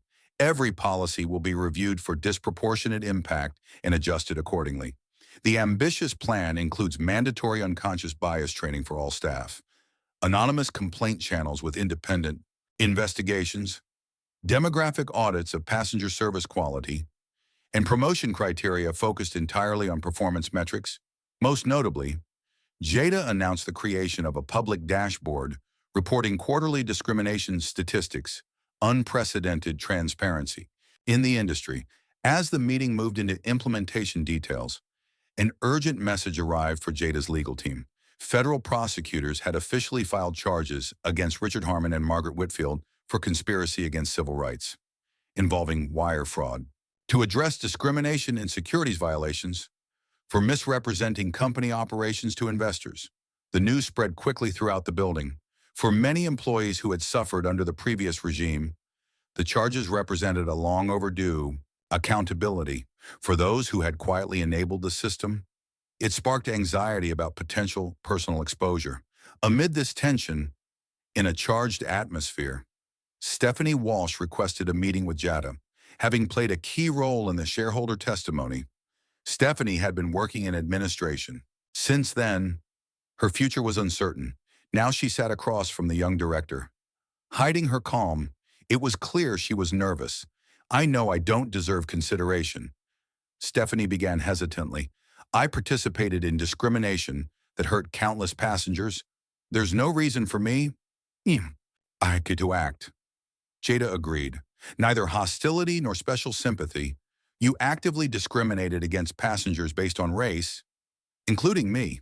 Stephanie nodded, accepting the direct assessment. I'm not asking for forgiveness. I'm asking for a chance to help fix what I caused, to help break it down. She continued, I know the system deeply, the coded language, training techniques, and forms of discrimination disguised as customer service. That knowledge could be valuable in dismantling similar practices. The proposal was unexpected but realistic. Stephanie's perspective could really accelerate reform efforts. Still, Jada considered carefully before responding. You'll work with the Ethics Oversight Committee only in an advisory role. Finally, she decided, no contact with passengers, no supervisory authority, advisory capacity only. Finally, she decided, your compensation will reflect that limited role. Most importantly, you'll participate in a public accountability process, speaking frankly about past actions so we can educate the industry on how discrimination became systemic, strict but fair terms, a path to redemption through sincere contribution, not just punishment. Stephanie accepted immediately, recognizing an opportunity beyond what she'd reasonably expected. With that, the conversation ended, and another began at the federal courthouse, where Richard Harmon faced prosecution on multiple charges. The carefully cultivated image he had maintained collapsed completely. TV cameras caught him arriving at court with Margaret Whitfield. The former aristocratic confidence replaced by visible tension, Richard rejected an initial plea deal, pleading not guilty and emphasizing his fight against the charges. His defense strategy quickly became clear through a statement from his lawyer, blaming Stephanie Walsh as a rogue fraud employee, describing the systemic discrimination as isolated and incidental, Margaret's detailed record as misunderstood business operations. The weaknesses of this approach became evident as prosecutors revealed their witness list. Besides Stephanie, dozens of former Skyline employees came forward to provide information for the federal investigation. Each brought personal experiences that together formed The evidence was undeniable. Things got even more serious when 3 of Richard's fellow executives agreed to waive transaction immunity in exchange for testimony about the discrimination. The system was running at the leadership level. Margaret Ever, a practical woman, pursued a different strategy. Through her lawyer, she initiated a feedback channel. She discussed the possibility of potential cooperation while maintaining public solidarity with Richard.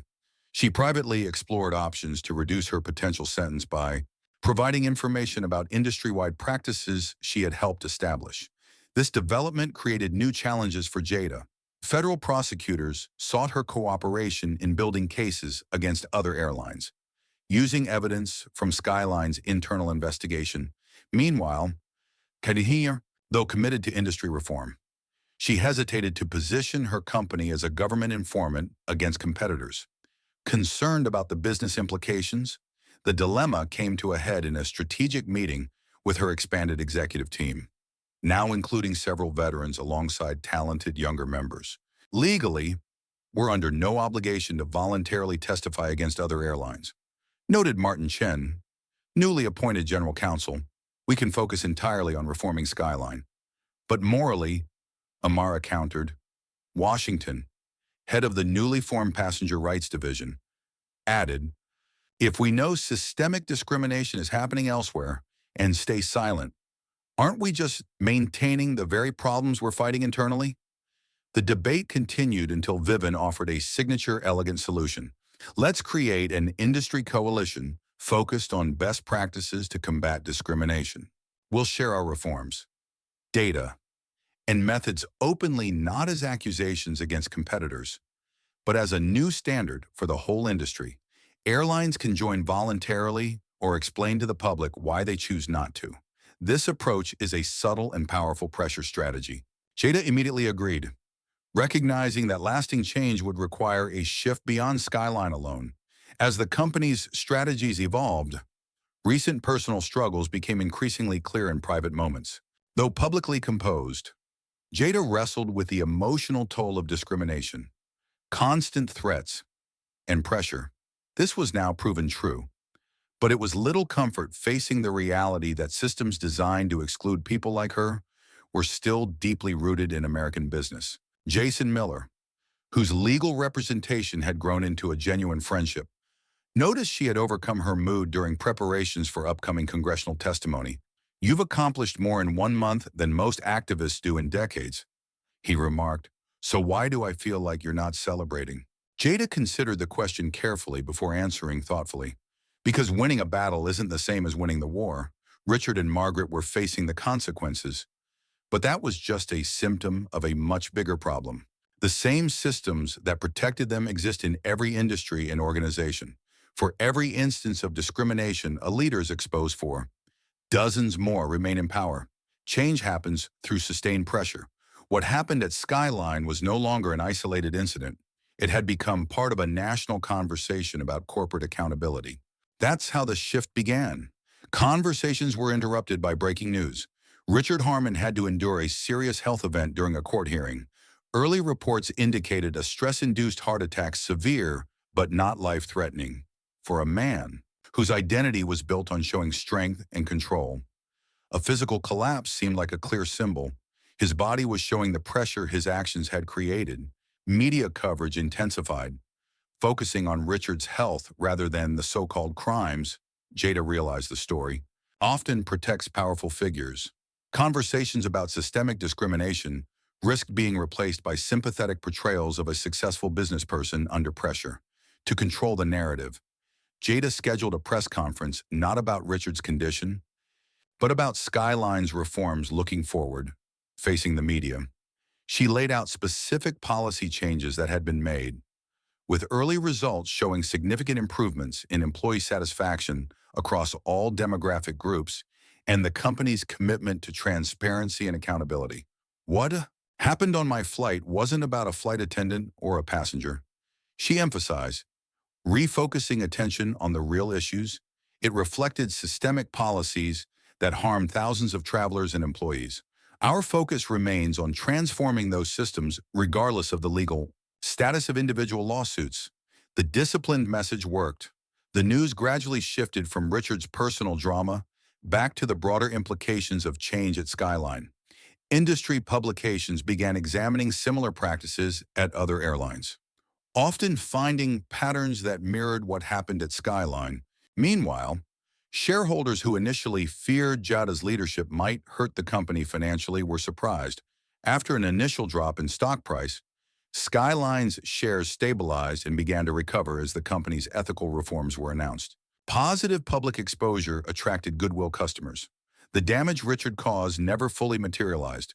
Most importantly, the response from employees. The discriminatory system was dismantled and replaced with merit-based processes. The workplace saw a significant rise in satisfaction scores, especially among previously marginalized groups. Operational metrics improved as employee engagement rose, challenging the assumption that diversity and performance are at odds. These positive developments peaked at a crucial moment when federal prosecutors called Jada to review the completion of the case against Richard and Margaret. The evidence had expanded far beyond the initial flight incident, including hundreds of acts of discrimination spanning decades. Based on testimony and financial records, the lead prosecutor explained, "We are adding charges related to civil rights conspiracy, witness tampering, and obstruction of justice. Potential sentences now exceed 20 years if convicted on all counts." The severity reflects not only the discrimination, but also the complexity of the system designed to conceal and punish those who reported it. Richard and Margaret rejected recognized industry standards for what they really were: calculated violations of basic civil rights and protections. As Jada left the federal building, she encountered a surprise. Margaret Whitfield, accompanied by her legal team, was clearly finalizing a cooperation deal with the prosecutor. Their eyes met briefly across the hallway, a fading aristocrat who helped design the system of discrimination, facing the young black woman who exposed it. Margaret's gaze held no regret, no admission, only detachment. For her, discrimination was never personal, just a strategic business practice, maximizing profits by serving certain customers at the expense of others. That clinical approach ultimately met its match in the form of federal charges, Even her significant influence couldn't erase. The moment passed without acknowledgement from either woman. Jada continued toward the exit while Margaret disappeared into a conference room with the prosecutor, each moving along paths that had crossed dramatically but now would diverge forever. Back at Skyline headquarters, final preparations were underway for an all-company address where Jada would fully present the evidence gathered during the investigation. Employees at every level would learn exactly how discrimination had been institutionalized throughout the airline's operations, from hiring to promotions to passenger services. The presentation was a calculated risk, exposing the full extent of past practices that could harm company morale and public perception. Still, Jada remained convinced that real transformation required unwavering honesty about the truth. Past failures. We can't build something new while pretending the old system had just a few bad actors, she explained to the involved board members. Everyone needs to understand how discrimination became standard practice and procedure so we can dismantle it completely. When the time came, Jada stood before the gathered executives, managing and representing employees with thousands more watching safely through a video stream. She didn't start with the company's usual empty words about moving forward, but with clear evidence of how discrimination had happened, been carried out, and rewarded systematically. The proof showed this wasn't accidental, she stated plainly, displaying encrypted internal memos with language about passenger demographics and cabin culture. These policies were deliberately created, carefully documented, and methodically enforced throughout the company.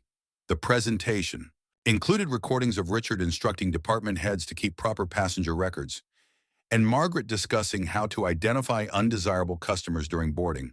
The most shocking part for many longtime employees was the records showing how racism was embedded in evaluation criteria for everything from hiring to promotions. As the accumulating incriminating evidence played on screen after screen, the atmosphere in the room shifted. Initial defensiveness gave way to uneasy acknowledgement, then real shock as the full scope of the conspiracy became clear. This wasn't isolated bias, but a complex system designed at the highest level to institutionalize discrimination while maintaining plausible deniability. Jada concluded not with accusations, but with accountability. Everyone in this room is part of these systems, either participating, benefiting from them, or being harmed by them. Some of you knew and stayed silent. Others suspected but lacked proof. Many have suffered consequences for challenging the status quo. We all share the responsibility to ensure these systems are dismantled for good. The reaction wasn't immediate applause or clear relief, but thoughtful silence. Exactly what Jada expected. The reality is that change can't start easily with forgiveness, but with honesty and acceptance of uncomfortable truths.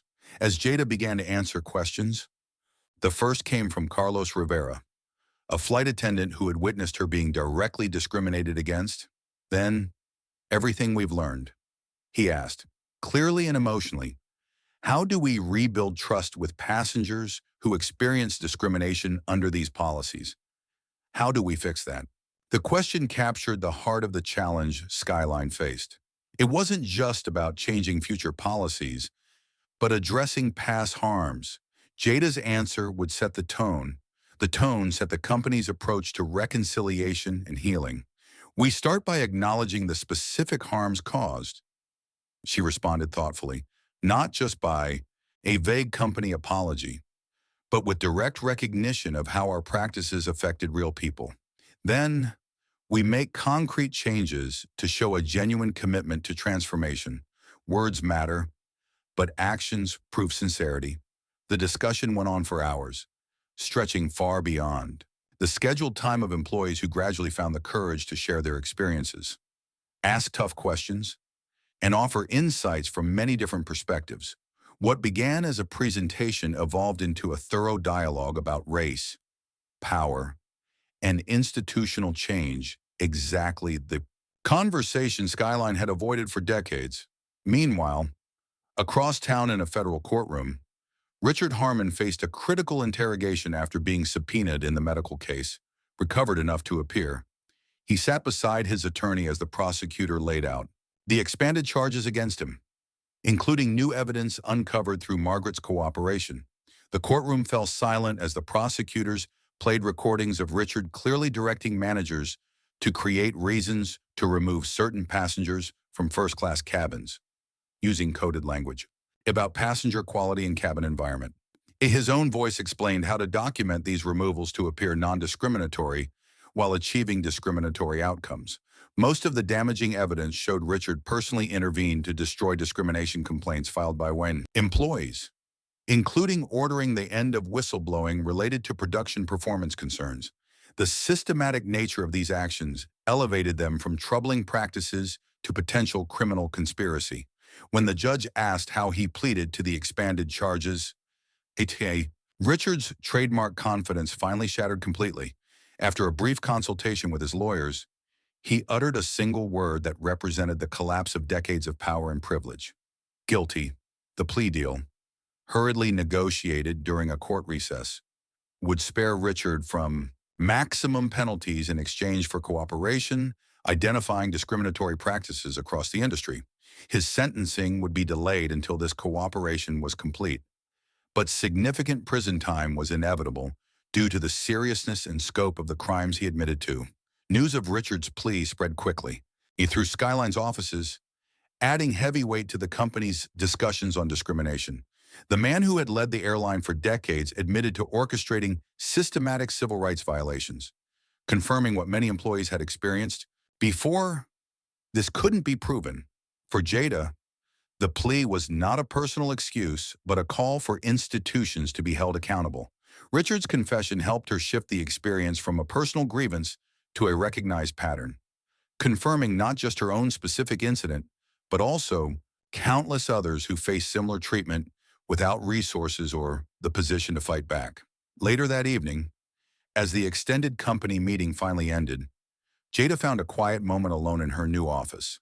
The space, once Richard's dark domain with wood paneling and symbols of masculine power, had been redesigned with clear glass walls and sustainable materials, reflecting the physical transparency she had worked toward throughout her time at the company. Sitting at her desk, she reviewed reports on the day's events, Richard's plea, Margaret's plea and cooperation agreement, the entire company's presentations, and initial feedback from employees. Together, they represented the peak of a battle that had started with a discrimination incident on a flight but exposed corruption affecting thousands. A soft knock interrupted her thoughts. Vivian entered, carrying 2 cups of tea and the wisdom of decades navigating American business as a Black woman leader. You've accomplished something remarkable, Vivian noted, sitting opposite Jada, not just exposing what happened, but creating space for truly transformative truth. It doesn't feel over yet, Jada admitted. Richard pleaded guilty. The company admitted discrimination. These are only the first steps. The systems protecting him exist throughout business, government, and education. How do we address a problem so deeply embedded in America's institutions? Vivian considered this a fundamental question before answering. One company at a time, one policy at a time, one conversation at a time.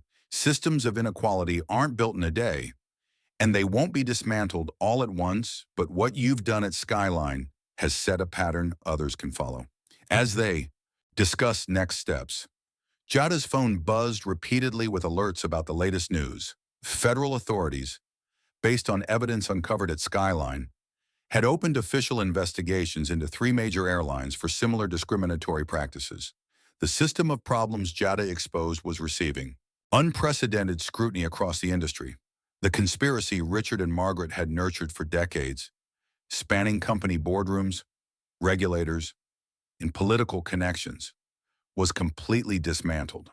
What started with a Black teenager refusing to give up her rightful seat sparked a change that reached far beyond one airline. Tomorrow would bring congressional testimony, new policies, and continued challenges to transforming corporate culture. But tonight, Jada allowed herself a moment to recognize what had been accomplished and what it meant, not just for Skyline, but for every passenger and employee who ever faced disguised discrimination as standard practice. Systems won't change overnight, but they will change. That certainty gave her strength as she prepared for the battles ahead. 1 month after Richard Harmon was convicted, following the appeal, Skyline Airlines held an unprecedented event at the company headquarters. The Grand Ballroom, once reserved for executive functions and VIP clients, was now welcoming former employees who had filed discrimination complaints over the past decade. Hundreds of individuals whose careers and dignity had been sacrificed to maintain the airline's traditional culture. Jada moved thoughtfully among the guests, listening more than speaking. Each conversation revealed personal connections to the system of discrimination she had uncovered. A black pilot was repeatedly passed over for captain positions despite an exemplary record. A Latina flight attendant was disciplined for speaking Spanish to Spanish-speaking passengers. A customer service representative of Indian descent was fired after a passenger complained about his accent. These weren't isolated incidents, but clear examples of deliberate policies documented in files that Richard and Margaret had desperately tried to destroy. Now, those documents were the foundation for Skyline's unprecedented remediation program, including financial compensation, restored opportunities, and public recognition. The organization's acknowledgement of its failures was crucial. Vivian joined Jada as the program officially launched. Both women chose to sit among the audience rather than at the executive table. Their choice reflected a core principle of the New Horizon leadership is about service, not status. Carlos Rivera, now head of the newly established Diversity and Inclusion Department, opened the proceedings with appropriate seriousness. Today is not about corporate apologies or legal settlements. He emphasized this is about recognizing the real harm caused by intentional policies to real people and taking concrete steps toward justice and transformation. The comprehensive remediation plans announced that day went beyond financial compensation. Former employees were offered reinstatement with seniority recognized, back pay for wrongful terminations, and career development, addressing opportunities they had been systematically denied. Most notably, Skyline established an independent oversight committee led by civil rights lawyers and former transportation officials. This committee would have unprecedented authority to review all discrimination complaints, bypassing management entirely if necessary. Jason Miller pointed out that no company had ever voluntarily created this level of external accountability. Jason Miller, who helped design the oversight structure, noted this was a complete reversal from the past when complaints were often buried. Equally important were the ongoing changes happening throughout Skyline's operations. The airline, once known for its elite passenger profiles and a coded system that identified first-class customers mainly based on race and appearance, has been replaced with transparent service standards applied equally to all travelers. Recruitment and promotional activities have undergone similar reforms. Previously, subjective criteria like cultural fit and executive presence were replaced by measurable performance indicators and assessment skills. The training program now specifically addresses unconscious bias in every aspect, from crew duties to passenger interactions. Most noticeably, Skyline's current marketing materials show diverse images of passengers and staff across all service classes, a dramatic shift from earlier campaigns that focused almost exclusively on white business travelers in premium cabins. This change reflects not just a vocal commitment, but also a fundamental rethink of the airline's market position and customer base. The results of these changes are measurable. Employee satisfaction scores have risen significantly across demographic groups. Customer complaints about discrimination have dropped by 70%. Perhaps most surprising to skeptical board members is that revenue trends remain steady, despite predictions that traditional customers would abandon the airline. The company's cultural shift wasn't accepted by everyone, and naturally, there were changes. Some longtime managers resigned rather than adapt to the new accountability standards. Frequent flyers openly canceled their memberships, citing clear discomfort with the airline's diversity initiatives. Industry publications occasionally questioned whether Skyline had overcorrected in response to an unfortunate incident. Jada had anticipated this resistance and prepared accordingly. The company's communications strategically neither ignored criticism nor became defensive, but instead kept focused on measurable improvements in service quality and employee engagement, rooted in fairer practices. This approach was most impressively tested when Stephanie Walsh publicly appeared in her role on the Oversight Committee for the first time. Speaking at an industry conference on customer service, she gave a candid testimony about her involvement in the system. Discrimination against passengers of color. We were trained to use coded language and justifications. She explained to a stunned audience of aviation professionals. Phrases like cabin balancing and compatible passengers sounded neutral, but actually meant identifying black and brown passengers to exclude them from premium cabin fees. It wasn't about personal bias. It was company policy carefully designed to appear non-discriminatory while achieving discriminatory outcomes. Her frankness about these practices caused intense discomfort in the industry. Many representatives admitted that similar systems operated in their own airlines. Some protested publicly, others stayed but challenged Stephanie's account, claiming she exaggerated to protect herself from legal consequences.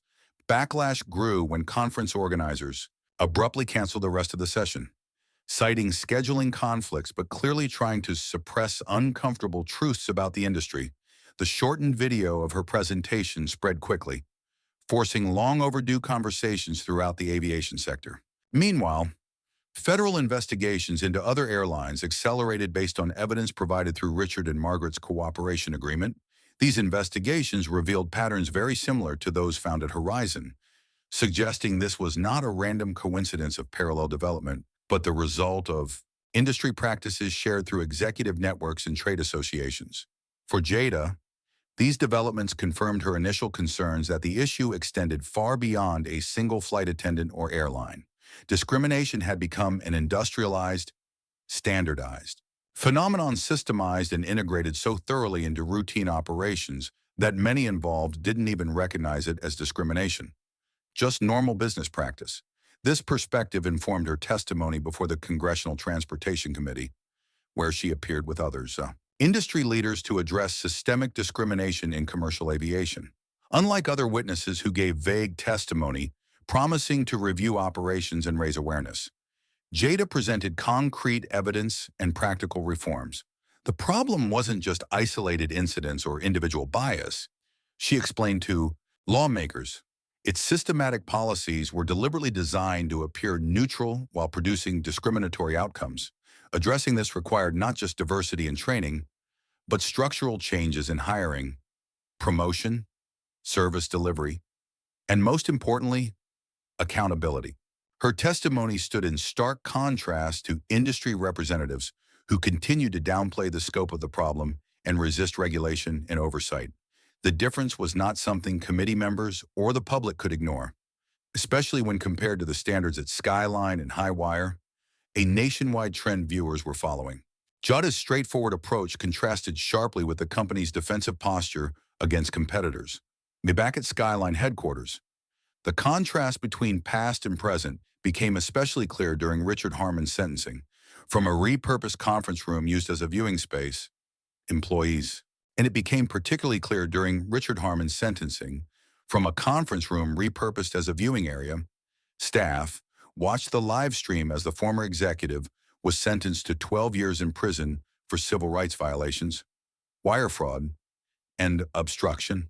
The judge's comments during the sentencing were especially noteworthy. These were not impulsive actions or individual misjudgments. She observed, rather, the evidence showed a calculated, systematic effort to deny equal treatment based on race, while creating complex mechanisms to hide these actions. Such deliberate violations infringed upon basic civil rights, leading to serious consequences. Margaret Whitfield received a lighter sentence. She was sentenced to 5 years for her cooperation, although her financial penalty was quite severe. The court ordered millions of dollars in restitution for profits. That money could be directly traced back to the discrimination she helped design and carry out. The ruling set an important precedent to hold investors deliberately responsible for benefiting from civil rights violations. Investors were held intentionally accountable for profiting from civil rights abuses. These legal actions drew significant attention. But Jada made sure equal attention was given to Skyline's positive changes. The airline hosted an open house to introduce new training programs, a transparent complaint system, and an employee resource group. The media tour highlighted tangible changes from hiring practices to service standards on flights. The most significant change was Skyline's Transparency Initiative, quarterly public reports on discrimination cases, complaints, investigations, and resolutions. This unprecedented accountability drew skepticism from industry analysts who warned it could damage the brand by admitting the problem. Instead, the transparency surprised everyone by inspiring customer loyalty, especially among travelers who had previously avoided the airline because of its reputation for discriminatory treatment. People understand that issues happen in any large organization. Jada explained at a corporate leadership forum, what builds trust isn't claiming perfection, but showing a commitment to openly address problems as they arise. This philosophy likely informed the most pivotal moment in Skyline's transformation journey, a public event where Jada officially forgave Stephanie Walsh for her role in the original discrimination incident.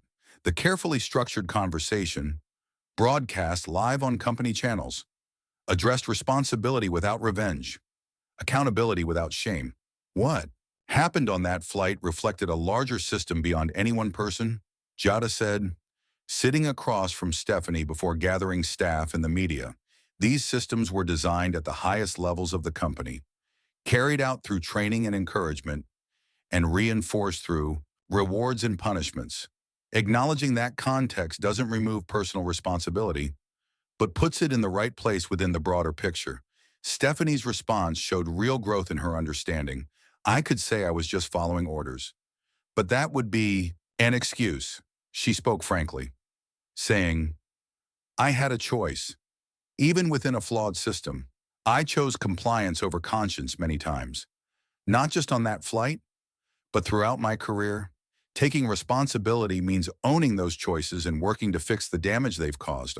Shifting to a nuanced approach to accountability acknowledged both the systemic and personal pressures within the airline. This stood in sharp contrast to the binary stories of complete innocence or total villainy that dominate public discourse on discrimination. The conversations that followed were transparent. Horizons and Beyond created space for genuine reflection rather than defensive posturing. This approach characterized every aspect of Skyline's transformation.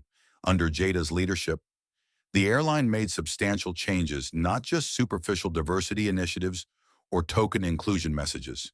They implemented structural reforms to address the root causes of discrimination. Rather than quick fixes or symbolic gestures, they committed to ongoing evaluation and adaptation based on measurable outcomes.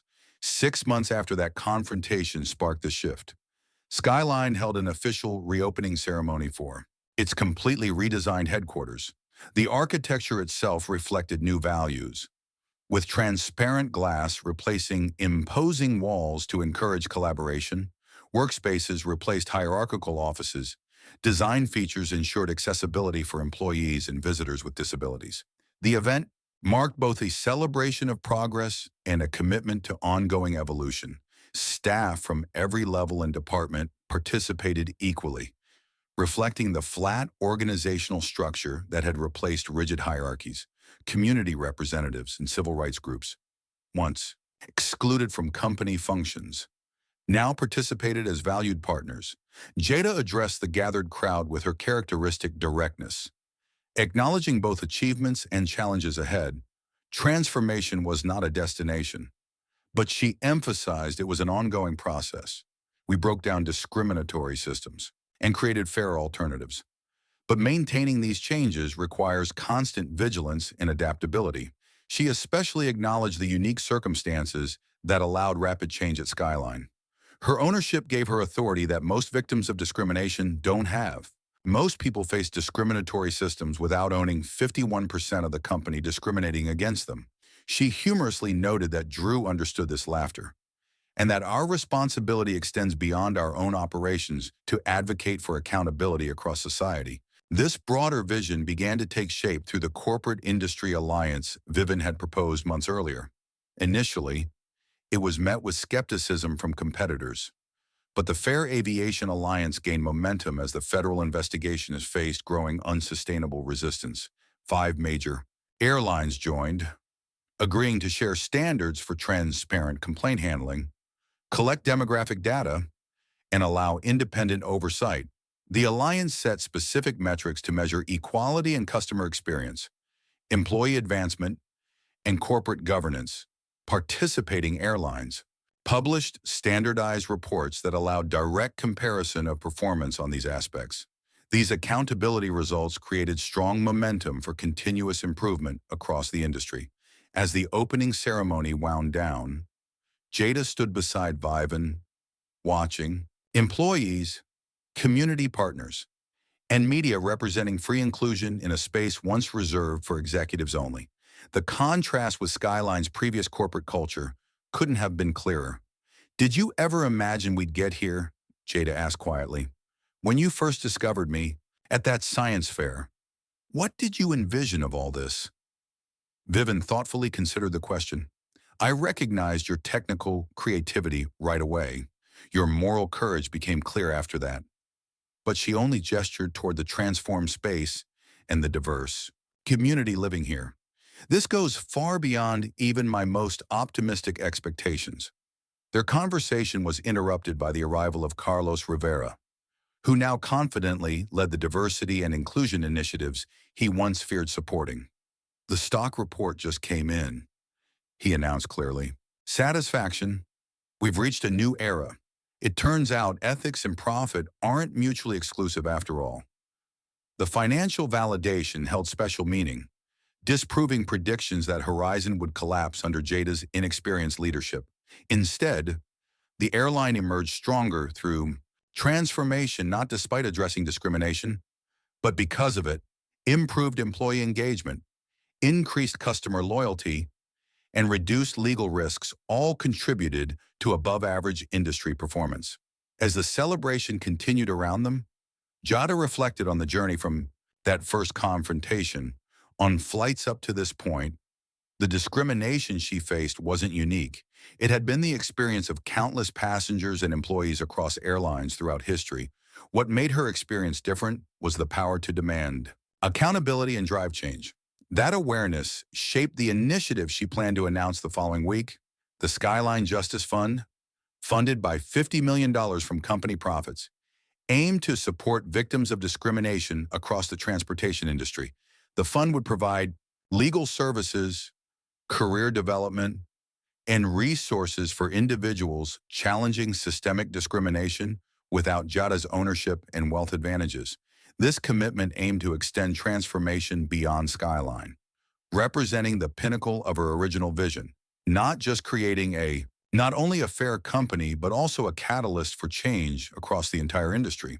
The road ahead won't be easy or simple, but it has been firmly established. That evening, after the celebration ended, Jada took a moment alone in the redesigned meeting room. A round table, representing equal voices, had replaced the hierarchical setup, where power was held above everyone else. The walls featured artwork created by employees from all over the company, reflecting diverse perspectives and experiences. On a digital screen, the company's new slogan appeared. This slogan came with real-time activity, metrics measuring both financial performance and equality indicators. "Everyone belongs in first class." This phrase captured Skyline's identity, now transformed, not just a transportation provider, but a community committed to protecting the equal dignity of all, passengers and employees alike. What started with a black teenager refusing to give up her rightful place had become a far-reaching movement for justice, beyond a flight or an airline. Jada touched the simple gold pendant she still wore, a gift from her mother symbolizing persistence against barriers. The airline that once discriminated against her parents had transformed into a model of inclusion. Systems designed to exclude people like her now actively promoted equality in opportunity and treatment. The work isn't done. Transformation is never easy, but standing in that redesigned space, surrounded by proof of profound change, Jada Ellington allowed herself to recognize what had happened. She achieved it through courage, persistence, and an unwavering commitment to justice, step by step, one policy at a time, one conversation at a time. The impossible became real. Now everyone belongs in first class, and no one can tell them to move. Jada Ellington's story teaches us that discrimination is rarely just about isolated incidents. It's often embedded in complex systems designed to appear neutral while still producing discriminatory outcomes. These systems exist because they're supported by strong networks spanning companies, boardrooms, regulators, and political connections. Yes, transformation demands more than diversity training or symbolic gestures. It requires structural changes in hiring, advertising, service delivery, and accountability mechanisms. Moreover, it demands courage from individuals willing to challenge established norms, even with potential consequences. Jada's journey shows that even the deepest systemic discrimination can be dismantled when faced with unwavering determination and strategic action. She succeeded not just because of her position, but because she combined moral clarity with practical solutions that improve the company as a whole. The story also highlights the importance of allies at every level, from Vivian's mentorship to, with Jason's legal expertise and Stephanie's final testimony, no one can change the entire system alone. Meaningful change requires everyone to come together. Action from all positions and perspectives. Maybe most importantly, Jada shows that addressing discrimination isn't just the right thing morally, but it's also good business. A stronger horizon emerges when discriminatory practices are replaced with fair solutions, proving that ethics and profit can support each other instead of clashing. Have you ever witnessed discrimination and wondered what you could do about it? Is there a story that inspired you to speak up when you saw injustice around you? We'd love to hear your thoughts in the comments below. If you've ever been in Jada's position, facing discrimination and deciding whether to challenge it, please share your experience. What gave you the courage to stand up, comment bravely? If you believe that speaking truth to power makes a difference, and if you've been moved by this story of transformation and justice, please subscribe to our channel for more powerful stories that shed light on important social issues. Your support helps us keep sharing these stories, making a difference. Thank you for joining us on this journey through Jada's powerful story. Remember, change begins by refusing to accept injustice, especially when the system feels too strong to challenge.